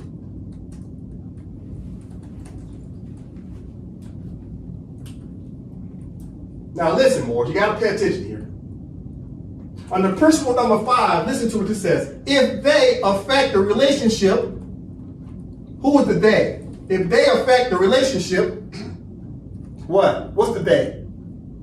The Moorish government and the state. Listen, because we're talking about two parties, Empire of Morocco, United States of America, as an example. If they affect the relationship between the metropolitan slate and the territory concerned in a manner which arbitrarily places the latter in a position or status of subordination. Let's read it again. If they affect the relationship between the metropolitan slate and the territory concerned in a manner which arbitrarily places the latter in a position of status of subordination. So, what's a metropolitan slate? Okay, listen. Okay, Nova. List of candidates. A metropolitan slate in law refers to a list of candidates, typically for political office or a company's board of directors.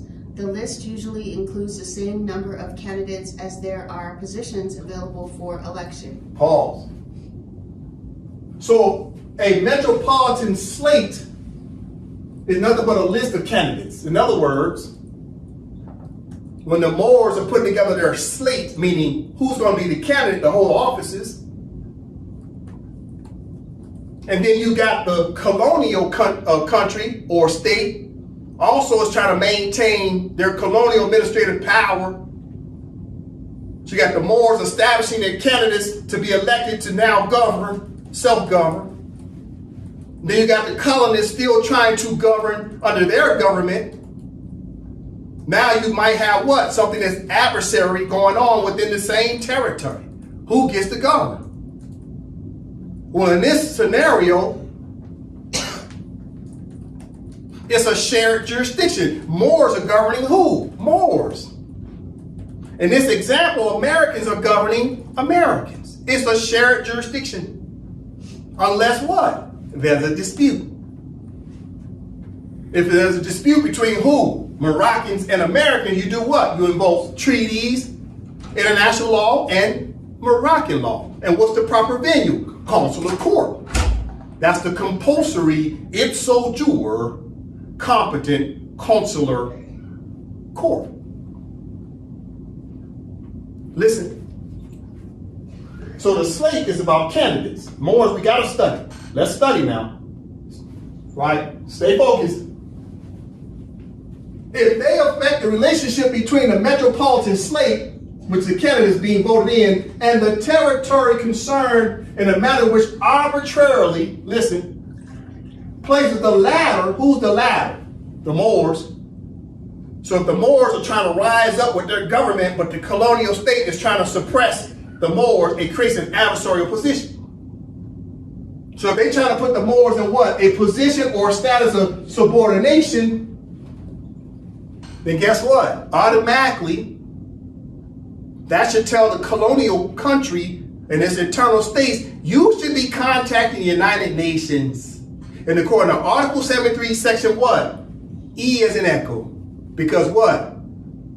These two powers, right? The Empire of Morocco and a colonial administrative state are now what? Starting to bump heads about who's the actual governing body.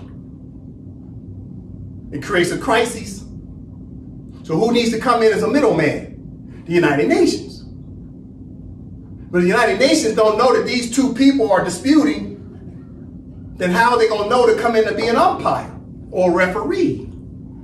So who did the United Nations put the obligation on to contact the United Nations? First is put on who? The colonial administrative power, and also on the country that's trying to do what? Emerge. So both should be sending correspondence to the United Nations according to Article 73E. Both countries. That when the United Nations get involved. So let's read it again. If they affect the relationship between the metropolitan slate and the territory concerned in a manner which arbitrarily places the latter in a position or status of subordination, they support the presumption that there is an obligation to transmit information under Article 73E of the Charter. So as soon as two governments start to argue about the territory, automatically that triggers what? The obligation of Article 73E. For the United States of America and its internal state, let's say the state of Texas, automatically state of Texas has to let the United States know, United States Federal Corporation, right, that's operating on behalf of the United States of America also has to let who know? The Secretary General of the United Nations, based upon an obligation of Article 73E of the Charter.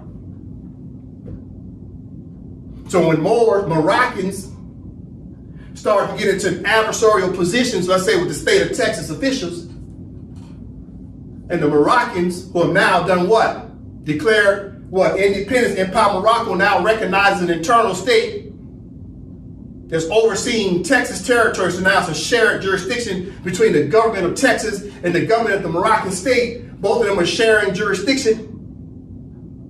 State of Texas only governs over who? Americans. But the internal Moorish state governs over who? Moroccans. But if the state of Texas is trying to do what? Force their laws on Moroccans, then automatically, what does that do? That triggers Article 73E. You see how this works?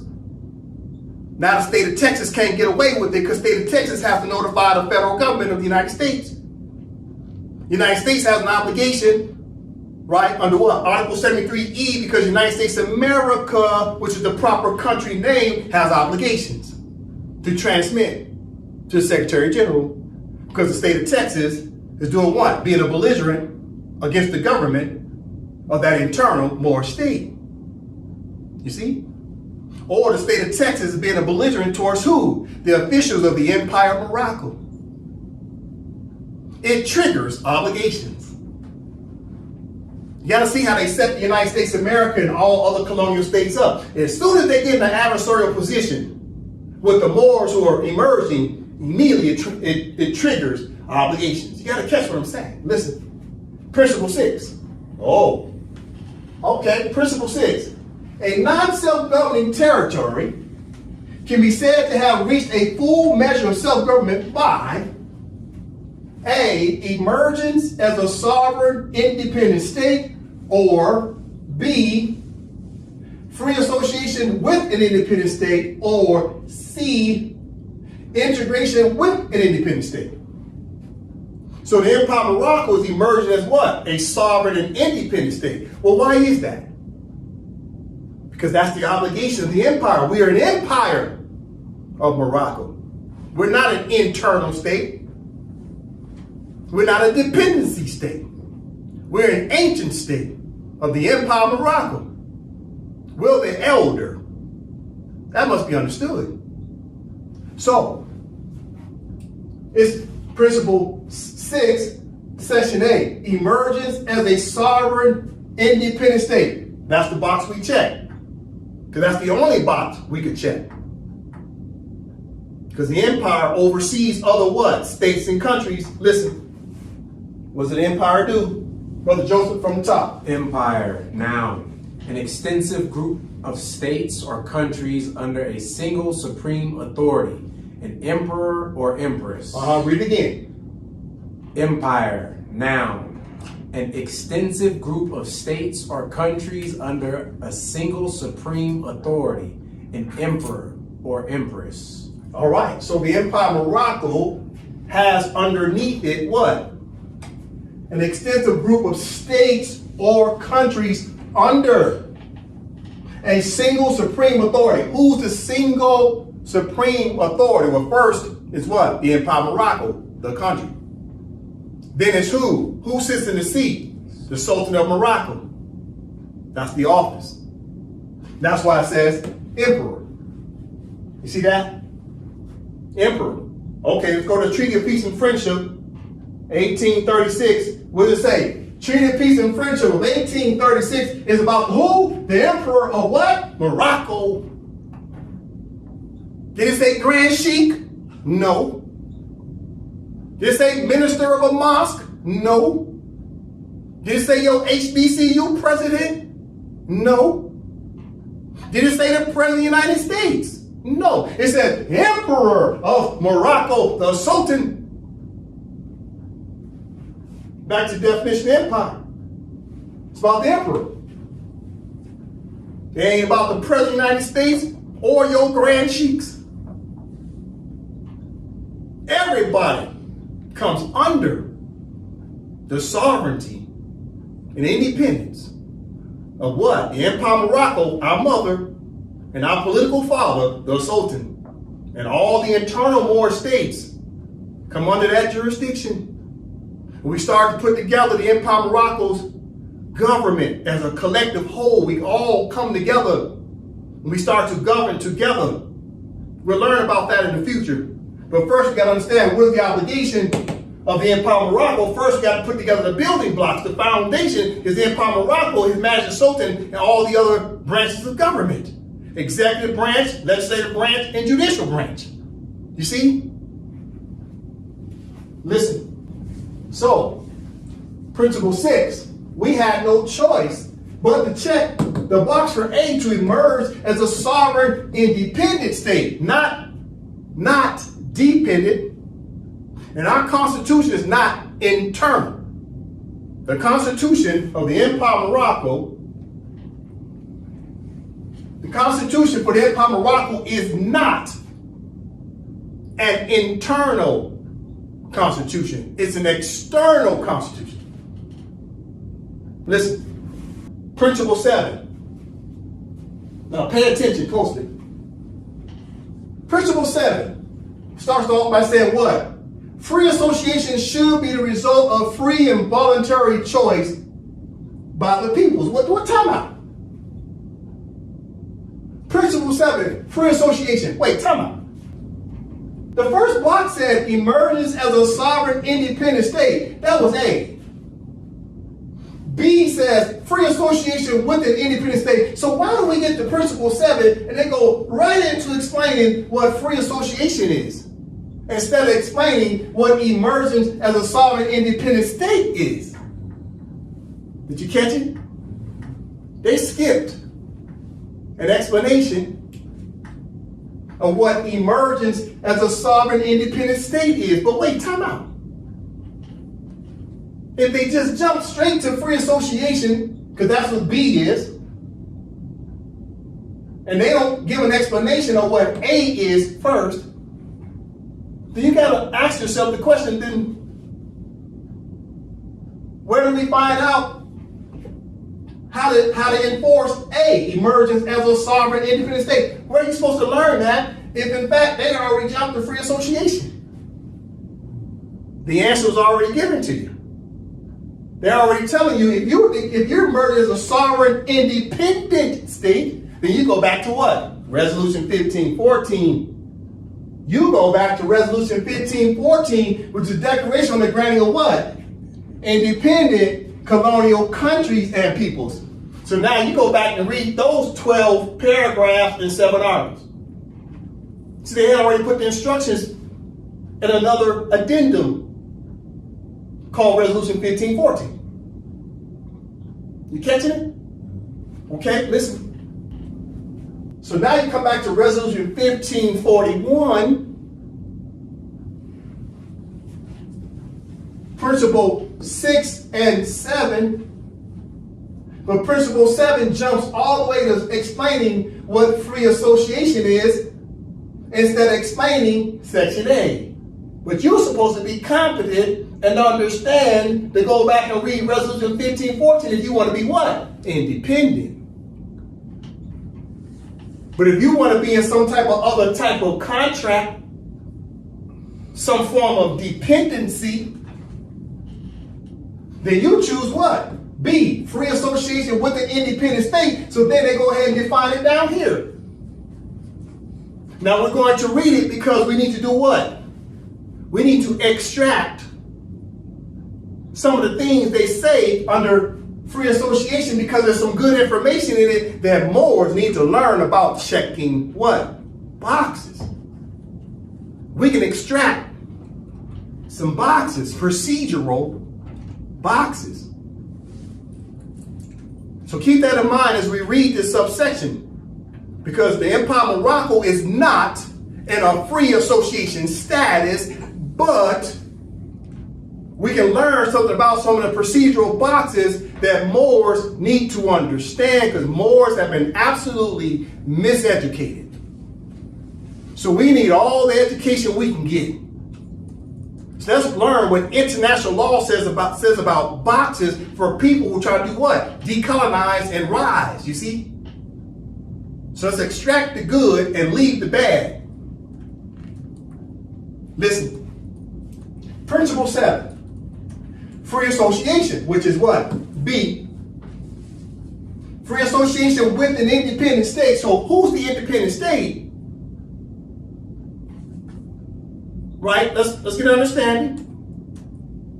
If it says free association with an independent state, that means, as an example, Jamaica.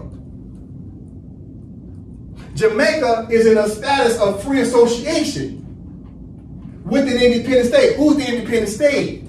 Great Britain. So when Jamaica declared their independence, Jamaica decided to check the second box. Now Jamaica recognizes what? Great Britain as being the independent state. Therefore, Jamaica still comes under what? The crown. Now I better prove that. Listen. Here's the Constitution of Jamaica. They're in a free association with who? Great Britain. Means that Jamaica can act like they're a country, but they're still subordinate to who? Great Britain. Because it's written in their Constitution. Listen, British. Now, the word British is mentioned 12 times in Jamaica's Constitution. 12 times.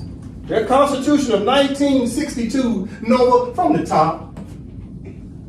Any person who on the 5th day of August of 1962 is a citizen of the United Kingdom and colonies. A, having become such a citizen under the British Nationality Act of 1948 by virtue of his having been naturalized in the former colony of Jamaica as a British subject before the act came into force, or B, having become such a citizen by virtue of his having been naturalized or registered in the former colony of Jamaica under that act. Paul, so Jamaica still recognizes Great Britain as being the crown. And everybody in Jamaica's nationality is what? British. So everybody in Jamaica are what? British subjects. You see that? I didn't write it. That's in their Constitution of 1962. So they accepted what box? Free association with who? An independent state. What's the name of the independent state? Great Britain. It's important for Moors to understand this. So when you run around and say, we're the Moorish Science Temple of America, guess what you just recognized as being the sovereign? America. You're the Moors of America. And Jamaicans are what? The Moors of Great Britain. The foolishness. This is why the president of Barbados is trying to negotiate with the president of Jamaica to tell the president of Jamaica and their legislative branch that you need to go back and revise your constitution and get rid of the crown. Because you still British subjects. Run around like you're a member of the United Nations. But yet you still under the crown. Under what? Let's go back to it because Moore's got to understand what's happening here. Principle 6, Jamaica chose free association with an independent state. They're still British subjects. So, principle 7, free association should be the result of a free voluntary choice by the people. So Jamaica chose to be in a free association with Great Britain. And the Moorish Science Temple Moors chose to be in a free association with who? United States of America. You see what happened? Resolution 75, 1933 said these former Moors are now what? Americanized. Listen. Principle 7, free association should be the result of a free and voluntary choice by the peoples of the territory concerned expressed through informed and democratic processes. And listen, this is where we start to extract positive things. When we read this subsection, you leave the bad, you extract the good. So what do we extract? Moors needed a what? A democratic process. Because you got to check boxes during decolonization. Got to follow instructions. You need a democratic process. Now more say, man, democracy is the demon. Says who? Your Grand Sheik? Didn't your Grand Sheiks have something to do with assassinating Noble Drew Ali?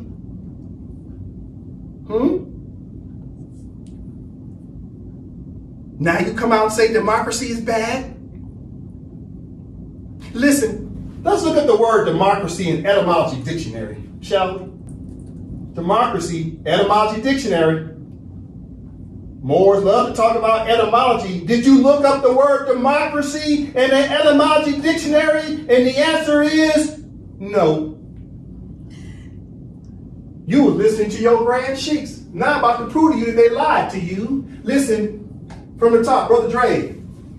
Democracy, noun, government by the people, system of government in which the sovereign power is vested in the people as a whole, exercising power directly or by elected officials. A state so governed. 1570s from French democratic, 14th century, from medieval Latin, democratia, 13th century, from Greek, demokratia, popular government, from demos, common people, originally district, see demotic, kratos, rule, strength. sometimes 16C, sometimes through the 16th century to the 17th century, and Latinized from democratia.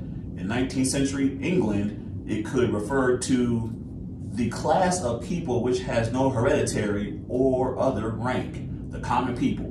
In 19th century U.S. politics, it could mean quote-unquote principals or members of the Democratic Party. Democracy implies that the man must take the responsibility for choosing his rulers and representatives and for the maintenance of his own quote-unquote rights against the possible and probable encroachments of the government which he has sanctioned to act for him in public matters. All right, so let's read it backwards.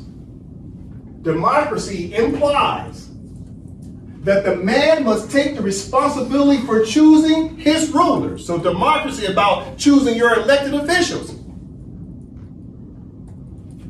Democracy implies the man must take the responsibility for choosing his rulers and representatives, and for the maintenance of his own rights against the possible and probable encroachments of the government which he has sanctioned to act for him in public matters.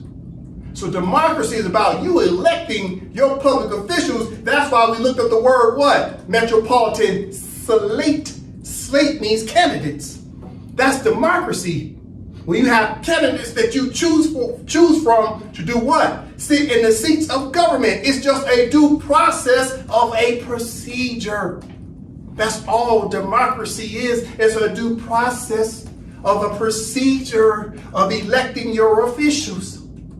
Then after that, what is democracy? Then holding your officials responsible to what? The fundamental law of what? The state constitution. So when your elected officials don't follow the Constitution, then you have a right to do what?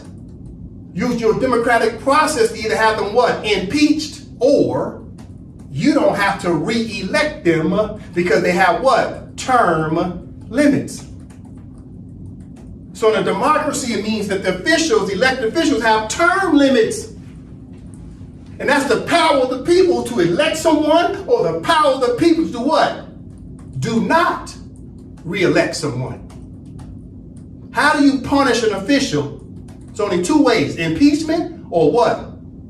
You do not re-elect them. That's the power of the people through the due process of democracy. It's nothing but procedure. It's procedure. And this is why the Moors have delayed their own justice, because you never established a democratic process, which is the procedure of electing officials to sit in a government chair for a what? A term limit. You know what you chose? You chose your church representatives to sit there like monarchs. Tell me the term limit of your reverend. He ain't got one. Tell me the term limit of your minister. He don't have one. Tell me the term limit of your grand sheik. He don't have one. They're monarchs. And they talked you out of putting together a government because it would put them out of what? A job. They want to be monarchs.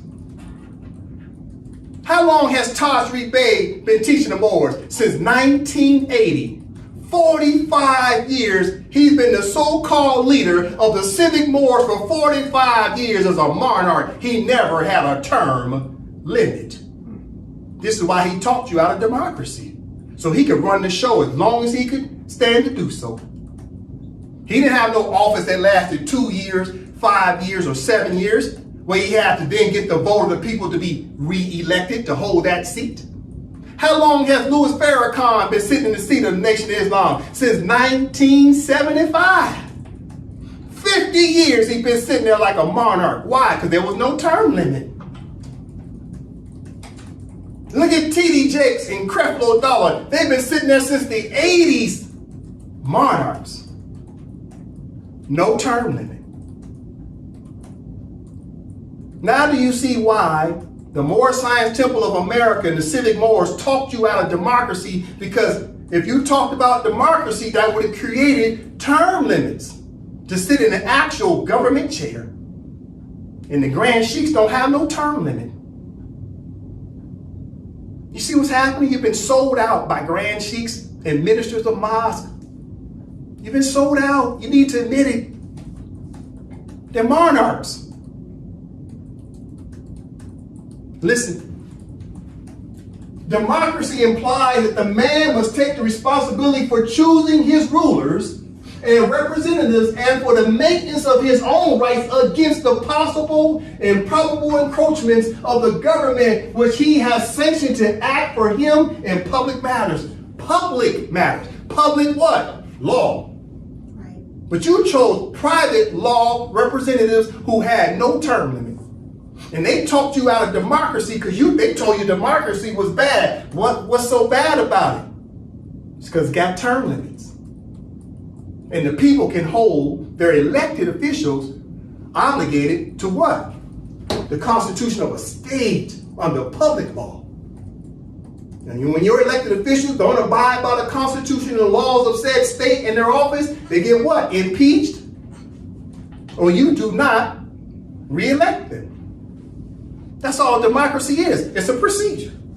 And after the procedure's done and the official sitting in the seat, then the people say what? And now I'm going to keep an eye on you. You better adhere to the Constitution and the laws and look out for we the people. You're sitting in that chair to look out for us.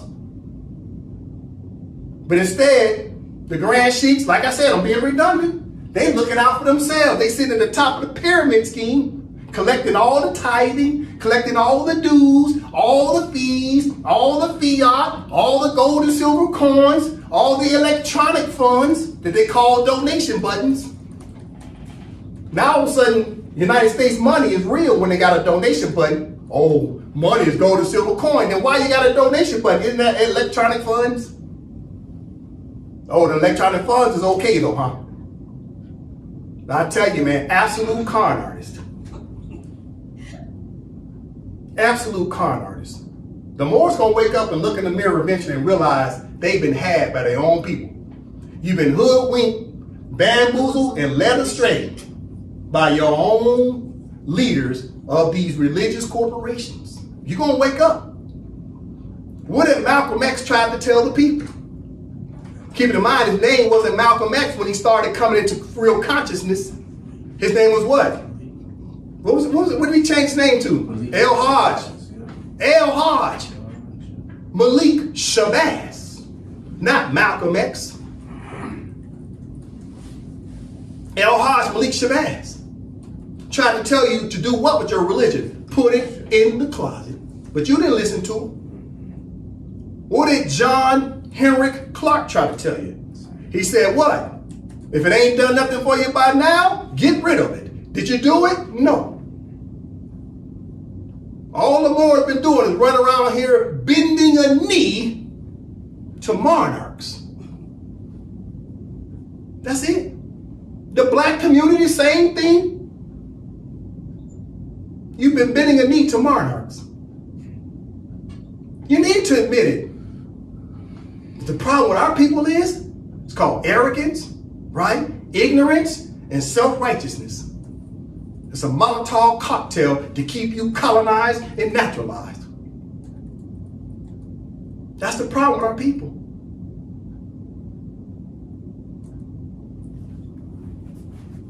Listen, because this is important. What is democracy? Democracy is a government by the people. What type of government? Public government, not your private government. Private law is inferior to public law. Private law is subordinate to public law. At some point, you're going to realize this. So democracy is about a government by the people. System of government in which the sovereign power is vested in the people. What is sovereign power? What does sovereign mean? That's the state. Corporations aren't sovereign. The state is sovereign. It's telling you right here, democracy is about your country and the government of said country. That's sovereignty.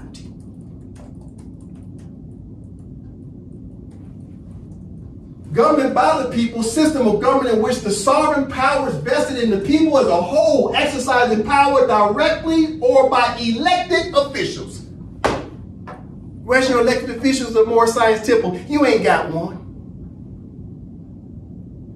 And people run around here talking about they got a charter, talking about it's a state. The foolishness. Who say they got a charter as a state? USARS. You got a so-called president called C. Cannon Bay. Claim he's a president of a state. Then they turn around and tell you it's a charter. What's your term limit, Mr. C. Cannon Bay? He ain't got no term limit. He's been the president since 2015. When the year 2025, he's been president for 10 years. What's your term limit, Mr. C. Cannon Bay? It don't exist. Why? Because he ain't nothing but a grand sheik of Moore Science Temple called United States of America Republic. He just changed the name from Moore Science Temple America to United States of America Republic. It's the same thing. It's semantics. He's just a grand sheik under the guise of being the president of a charter.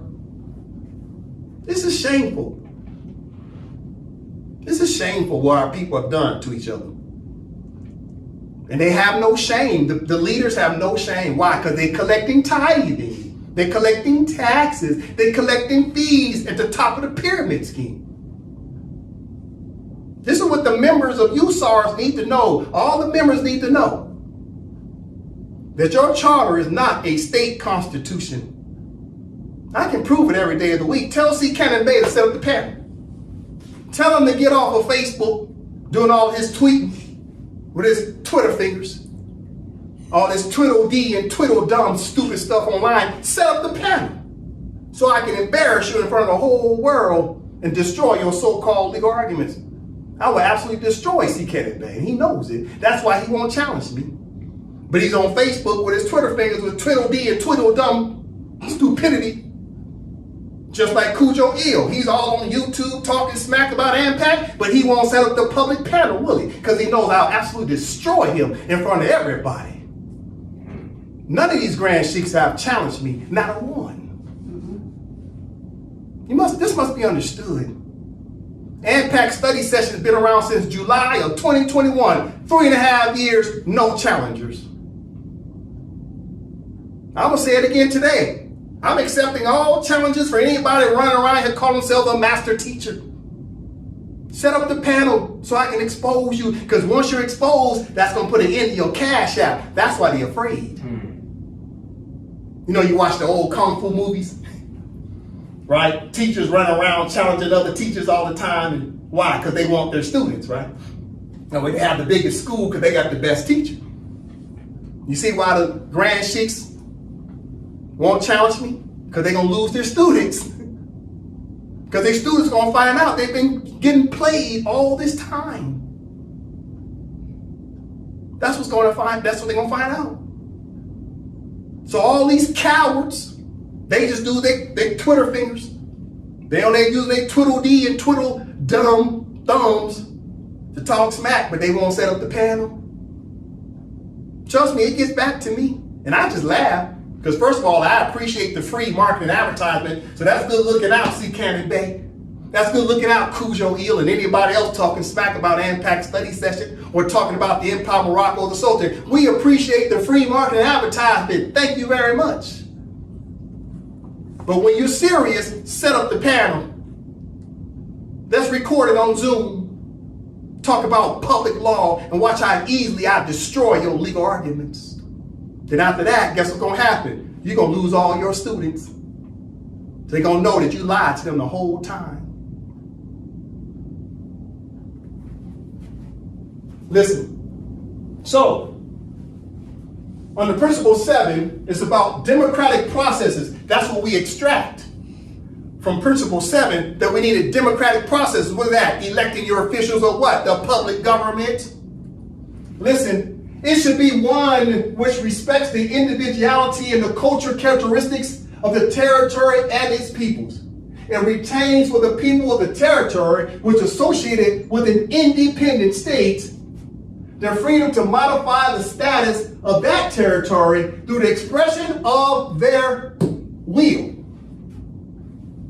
by democratic means and through constitutional processes of what? The state.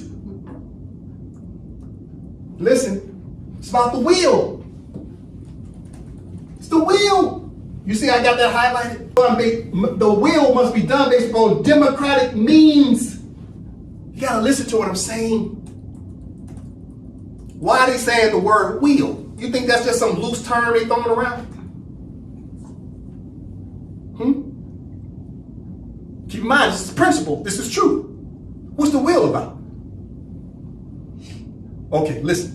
The Treaty of Peace and Friendship, 1836. Let's go down to Article 22. All right, Article 22 talks about the will. This is what you call what? Public law, because it's a treaty. Now, before we get started, before we read Article 22 of Treaty of Peace and Friendship, look how many times the word will is in the Treaty of Peace and Friendship. Look, will, 1, right? The word will, 2, right? And the word will, 3. You see where I'm going with this already? Brother Dre, Article 22. Article 22. If an American citizen shall die in our country, and no will shall appear, the consul shall take possession of his effects. And if there shall be no counsel, the effects shall be deposited in the hands of some person worthy of trust, until the party shall appear who has a right to demand them.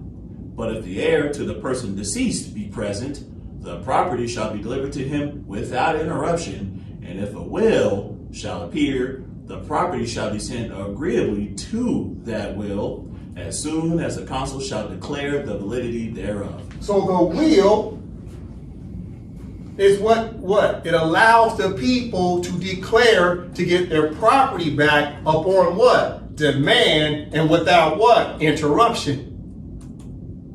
So what is the will? The will is what? Listen, what is the will? The will is, first of all, the Constitution for the Empire of Morocco. That is the will of the people put into what? A properly written instrument. It's expressed. That's the key word.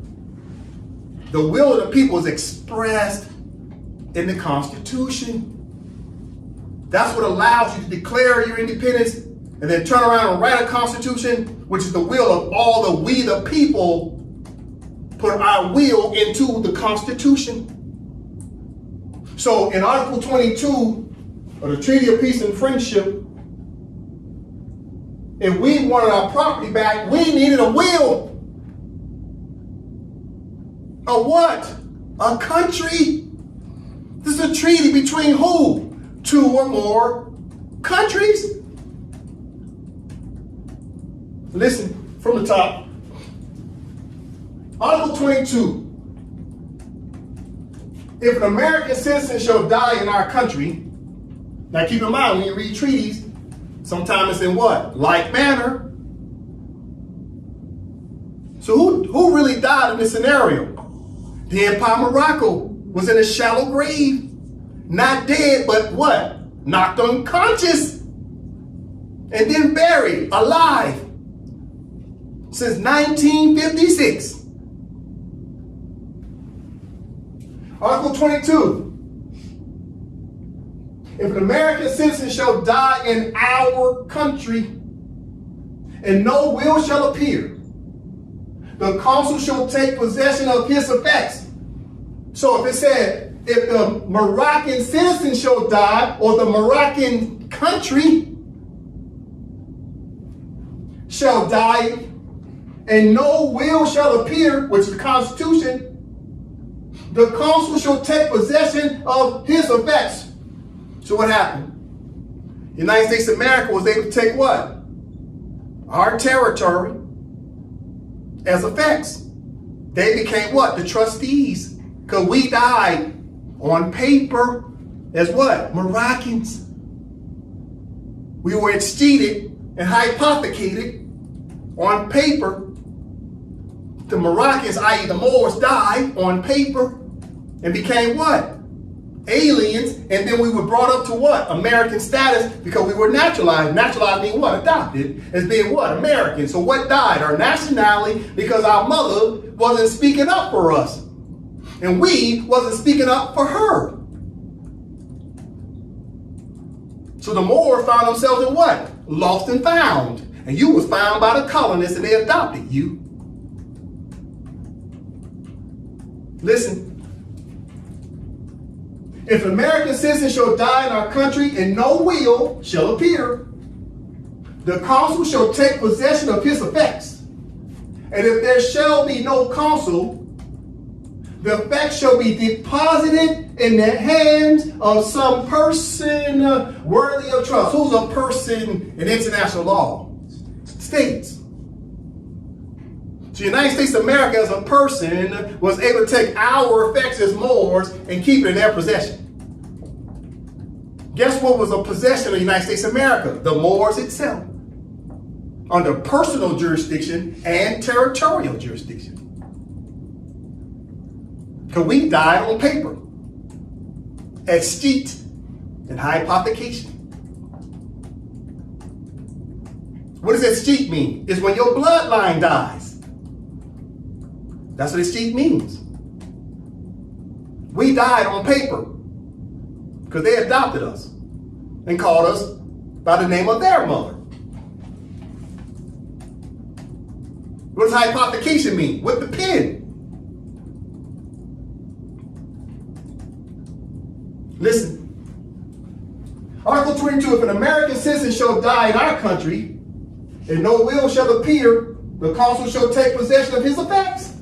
And if there shall be no consul, the effects shall be deposited in the hands of some person worthy of trust. See, we had no consul as Moors. We had no consular agents, and we had no consular court. Listen. Until the party, who's the party? Whose parties and treaties? Only countries, i.e. states. Until the party, i.e. the country, shall appear, who has a right to demand them. So who had to make the demand to the United States of America? It had to be the Empire of Morocco, the country, and its government representatives, starting with the Sultan of the Empire of Morocco and its internal Moorish government of both the executive branch, legislative branch, and judicial branch.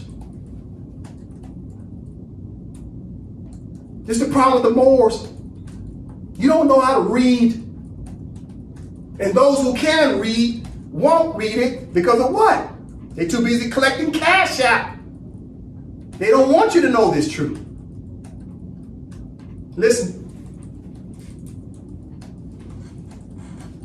The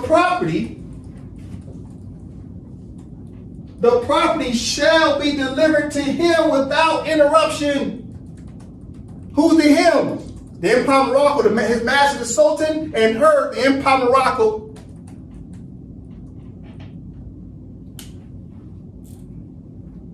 The property, what's the property? The Empire of Morocco. That's the property that's been seized under a trust status. The Empire of Morocco is under the trustees of the United States of America, as an example, and all other European states. They're the trustees under administration powers.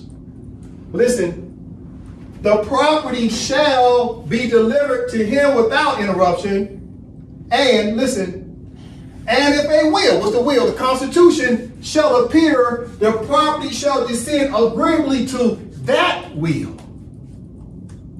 So what makes the deciding factor, right? What's the deciding factor? Our will of what? The Constitution, the Empire of Morocco. That's where it starts. That's why it's what? Paramount. First. Because the Constitution recognizes who? His Majesty the Sultan. And it recognizes what else? The three branches of government. It's the fundamental law, the paramount law. Listen, the property shall be delivered to him without interruption. And if a will, the Constitution, shall appear, the property shall descend agreeably to that will. As soon as the consul shall declare the validity thereof. Who's the consul? Consular court. So therefore, what does that last sentence mean? If there's a dispute, if there's a controversy between the United States of America and the Empire of Morocco, who settles the dispute? Consular court. This is a bilateral treaty between the Empire of Morocco and the United States of America. So who gets to make the final decision? Consular court. If there's a dispute. Because the will already says to the United States of America, you have to transfer what? All powers to the country and peoples. Just by the Constitution existing in itself. But if that doesn't work, then who comes in to settle it? Consular court. I'm being redundant. These are the instructions. So how many times the word will mentioned in Article 22? 1, right? What else? 2, and 3. See that? The Moors were in the absence of a will. But according to international law, listen, what is the will? The will, right? We're looking at Resolution 1541, where principle what? Principle number 7 is about the will. The will. Under democratic means was that putting together the government. Public law, not private law. Moors never did it. Listen. Section B. The associated territory should have the right to determine its internal constitution. Well, wait a minute. Remember now, we're reading free association.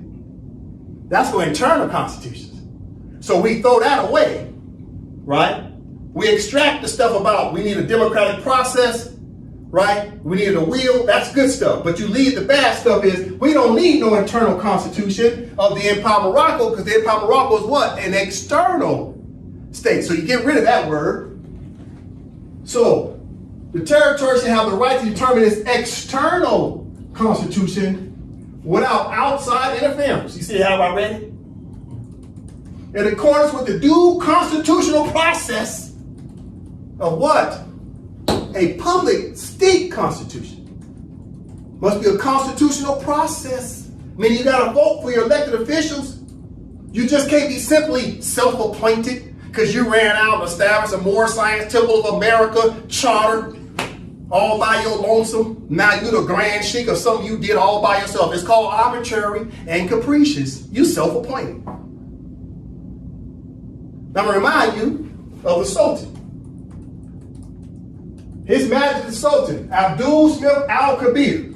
There he is, right, of the Empire of Morocco. Abdul Smith Al-Kabir has been elected Sultan by the people on May 12, 2024. See, that's a democratic process. The Empire of Morocco is checking the boxes of what? International law, which set up what? Principles that are settled that you have to have a what? Democratic process.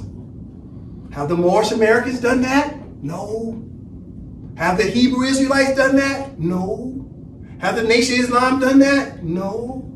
Have the HBCU schools done that? No. Did BET teach you about that? No. Have you even learned about that in the month of February during Black History Month that you need a democratic process to declare your independence and emerge as a sovereign independent state by electing your own officials of your own separate country?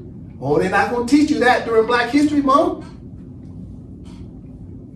But who's doing all the teaching during Black History Month? They keep showing our faces on there. Our faces all over Black History Month for 28 days straight, and nobody on there is talking about international law. Nobody on there is talking about the democratic processes of electing the officials of our own external and separate and distinct country to decolonize. Nobody. Nobody. Nobody. We've been sold out. By who? Our own people and of the United States Board of Education. But now we're checking the boxes. We're emerging as a sovereign independent state, and we're following the instructions of international law. That's why we can't be stopped. That's why we'll never be defeated. Listen. So everything has to be done what? In accordance with the due constitutional processes and the freely expressed wishes of the people. This does not preclude consultations as appropriate or necessary under the terms of free association agreed upon. So you don't worry about that last sentence. Let's move on. Principle 8. Integration with an independent state. Now wait a minute. Which part is that? Let's go back up. Under Principle 6, now we're getting integration with an independent state. We're going to wrap this up quick because we ain't worried about integration, are we? No. But we should be basically familiar with it, right? It's fundamentals. Integration with an independent state. What is integration? That's like Alabama. Alabama is an integrated state of the United States of America. They're integrated. They share the same nationality of American. The people of Alabama is American. The United States of America recognize themselves as being American. Same nationality, but Alabama is a sovereign, dependent state under the protections of the United States of America. They're integrated. Who else is integrated? Cherokee states. The Indian states are all integrated with a separate nationality, but they come under protection of the United States of America. They're integrated, you see? That's what you got to understand, integration. Listen. Integration with an independent state should be on the basis of complete equality between the peoples of erstwhile non-self-governing territories. Right? What does erstwhile mean? That means former. All right? So let's start from the beginning. Integration with an independent state should be on the basis of complete equality between the peoples of the former non-self-governing territory, and thus of the independent country with which it is integrated. Listen. The peoples of both territories should have equal status and rights of citizenship, and equal guarantees of fundamental rights and freedoms without any distinction or discrimination.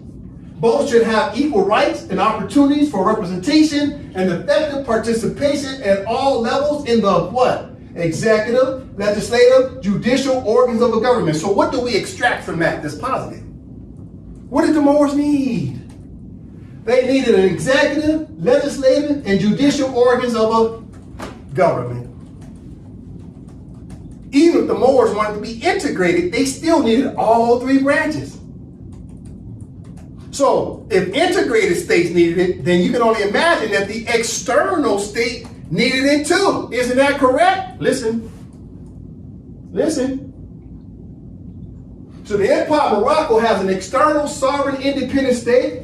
The Sultan is head of state. Then you got three branches of government: executive, legislative, and judicial. We're following instructions of international law. So international law under Principle 8 says you need executive, legislative, and judicial organs of what? A government. Isn't that correct? Yes. See how we're extracting something positive? All right, let's keep it moving. Principle number 9.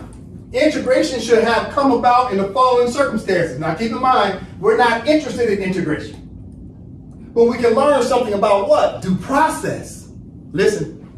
The integrating territory should have attained an advanced stage of self-government with free political institutions.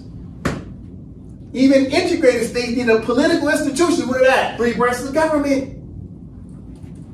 So that its peoples would have the capacity to make a responsible choice through informed and democratic processes. Integrated states needed a democratic process, and external states needed a democratic process. That's what international law is saying. Listen, part B, the integration should be the result of freely expressed wishes of territory peoples acting of full knowledge of the change in their status. What about status? Your political status has changed. So the people, this is why they must elect their officials. But they must be of what? The same what? Nationality. You can't vote for someone that's not the same nationality as you. Americans can't vote for the elected officials of Canada. Canada's citizens can't vote for the officials of the United States of America. Then why the hell do Moorish Americans who claim to be Americans keep asking the question as to, well, we didn't vote for that Sultan. You guess why you didn't vote for that Sultan? Because you say you're American.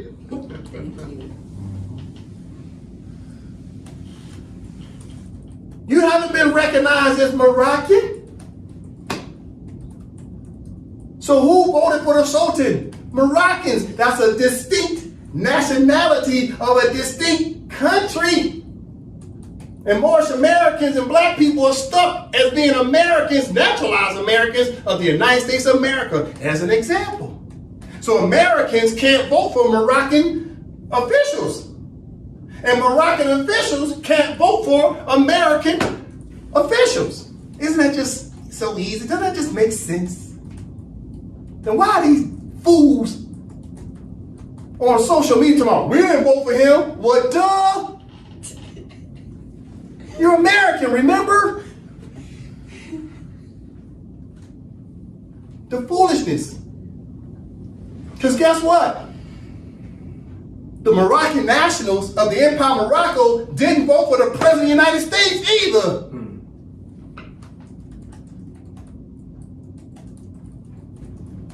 Listen. Part B, the integration should be a result of freely expressed wishes of territory peoples acting with full knowledge of the change in their status. Their wishes having been expressed through informed and democratic processes, impartially conducted and based on universal adult suffrage. What is universal adult suffrage? What is that? Okay, listen. Brother Dre. Right to vote to all adult citizens.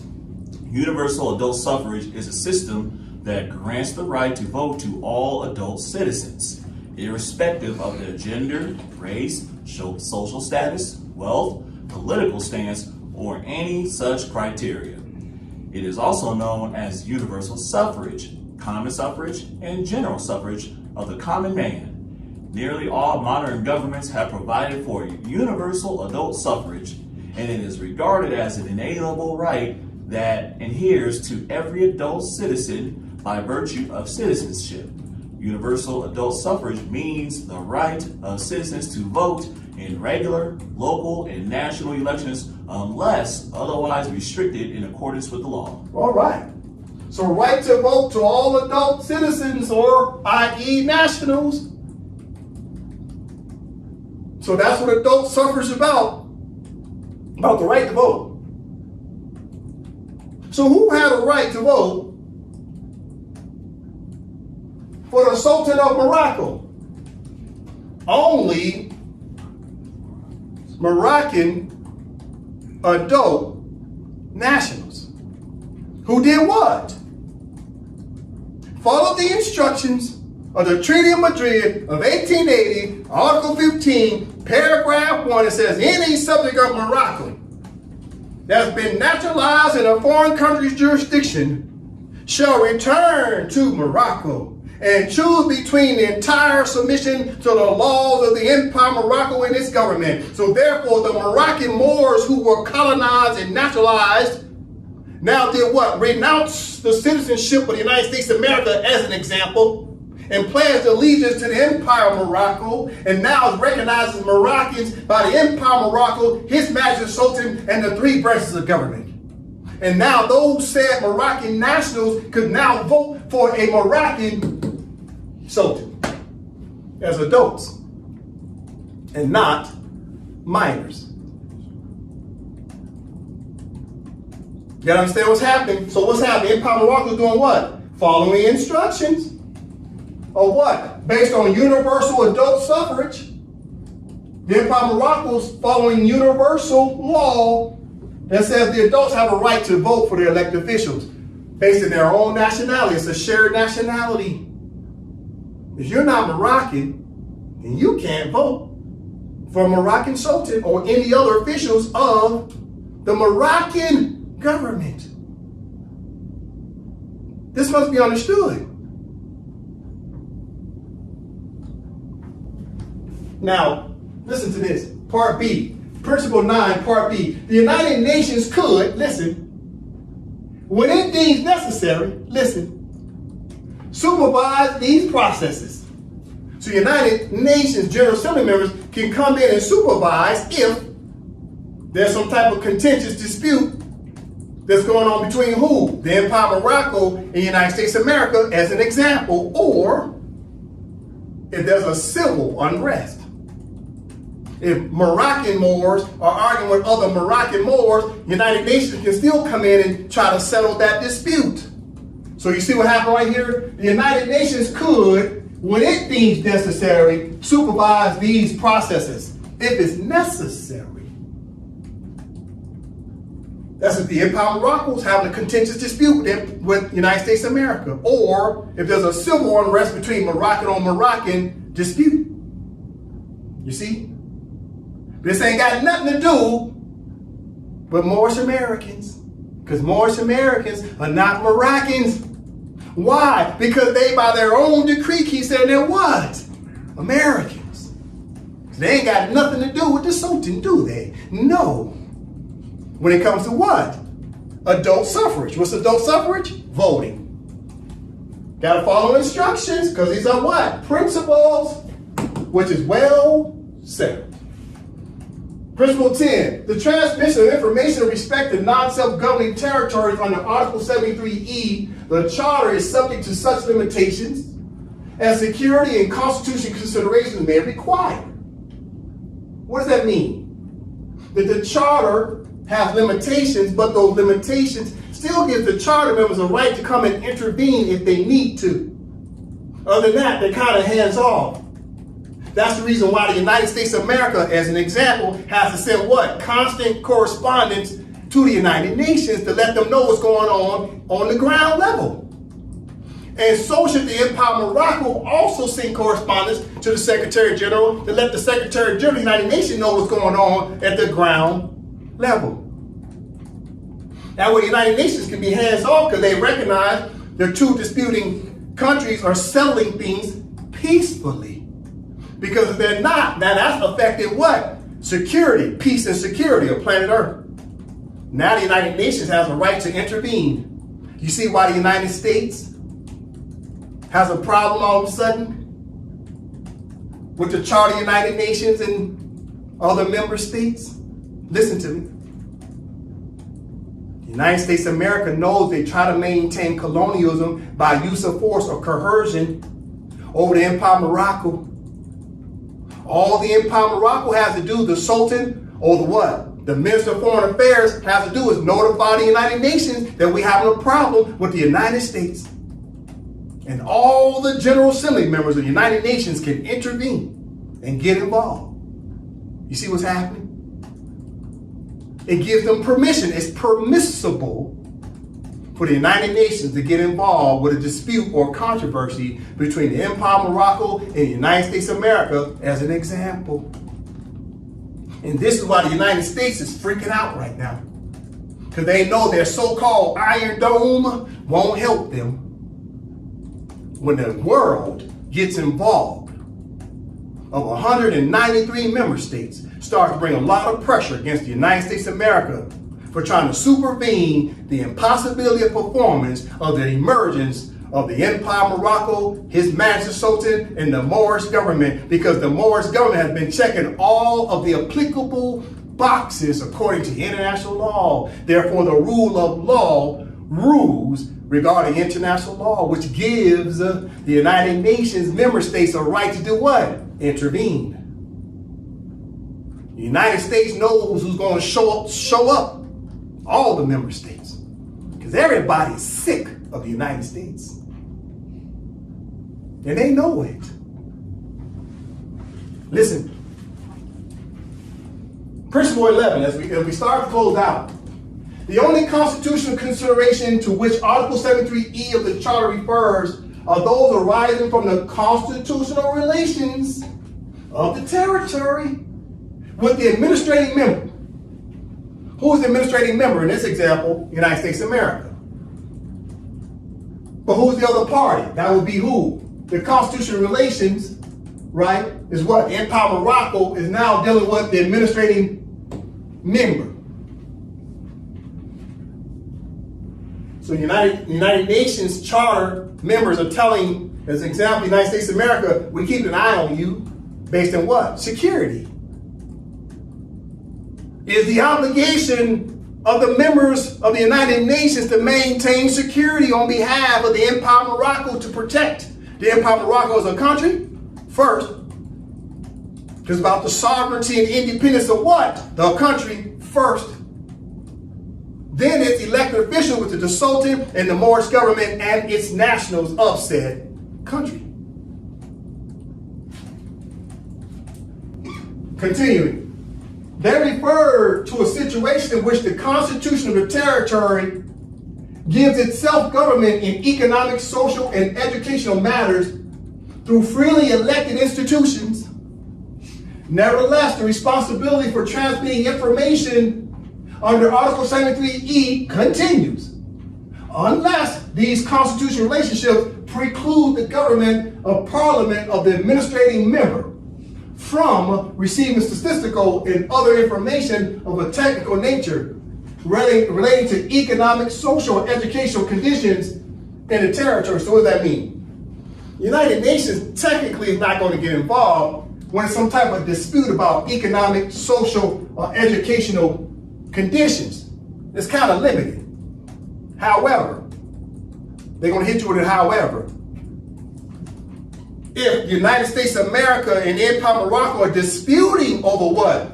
Economic, social, and educational conditions, and that starts to disrupt peace and security, under the word security, the United Nations can intervene because the dispute is deriving from us arguing over economic, social, and educational conditions within the territory. Listen, Principle 12, the last principle.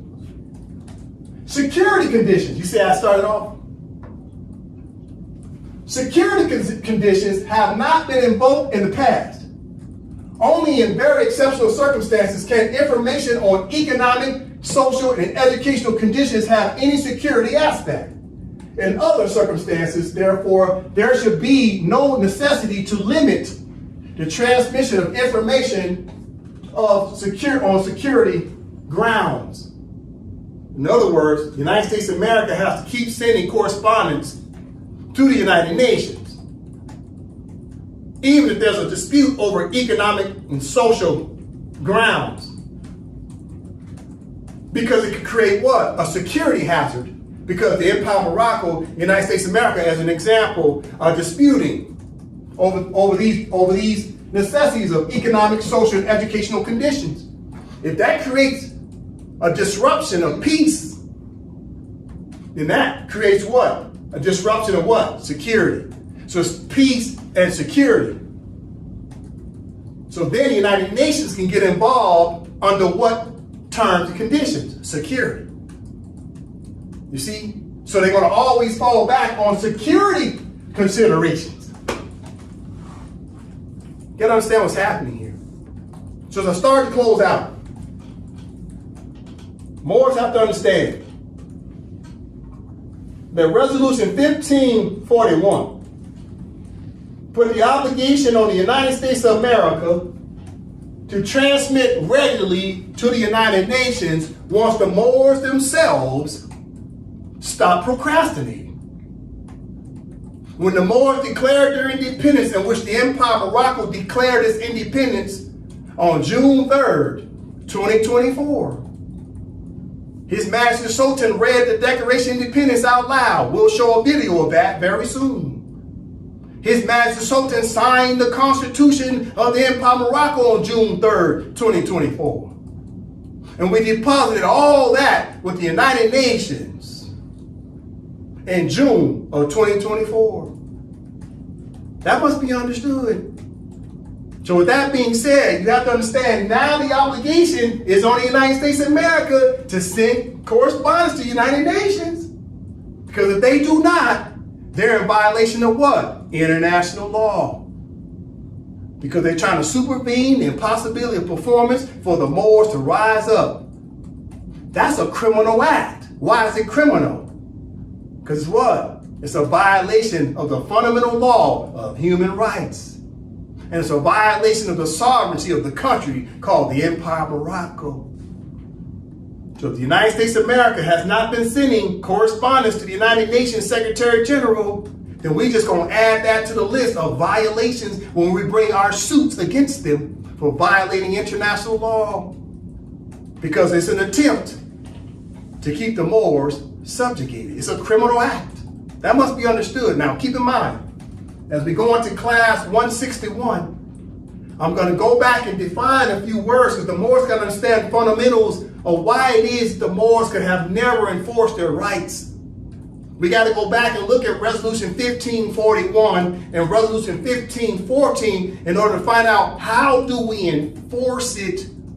It's one thing to read it and interpret it. How do we enforce it? At the same time, understanding why is it that we could not have enforced it. You understand what I'm saying? We got to always look at these push-pull understandings of why we couldn't and why now that we can. All right, that being said, I end with that. Islam. Islam.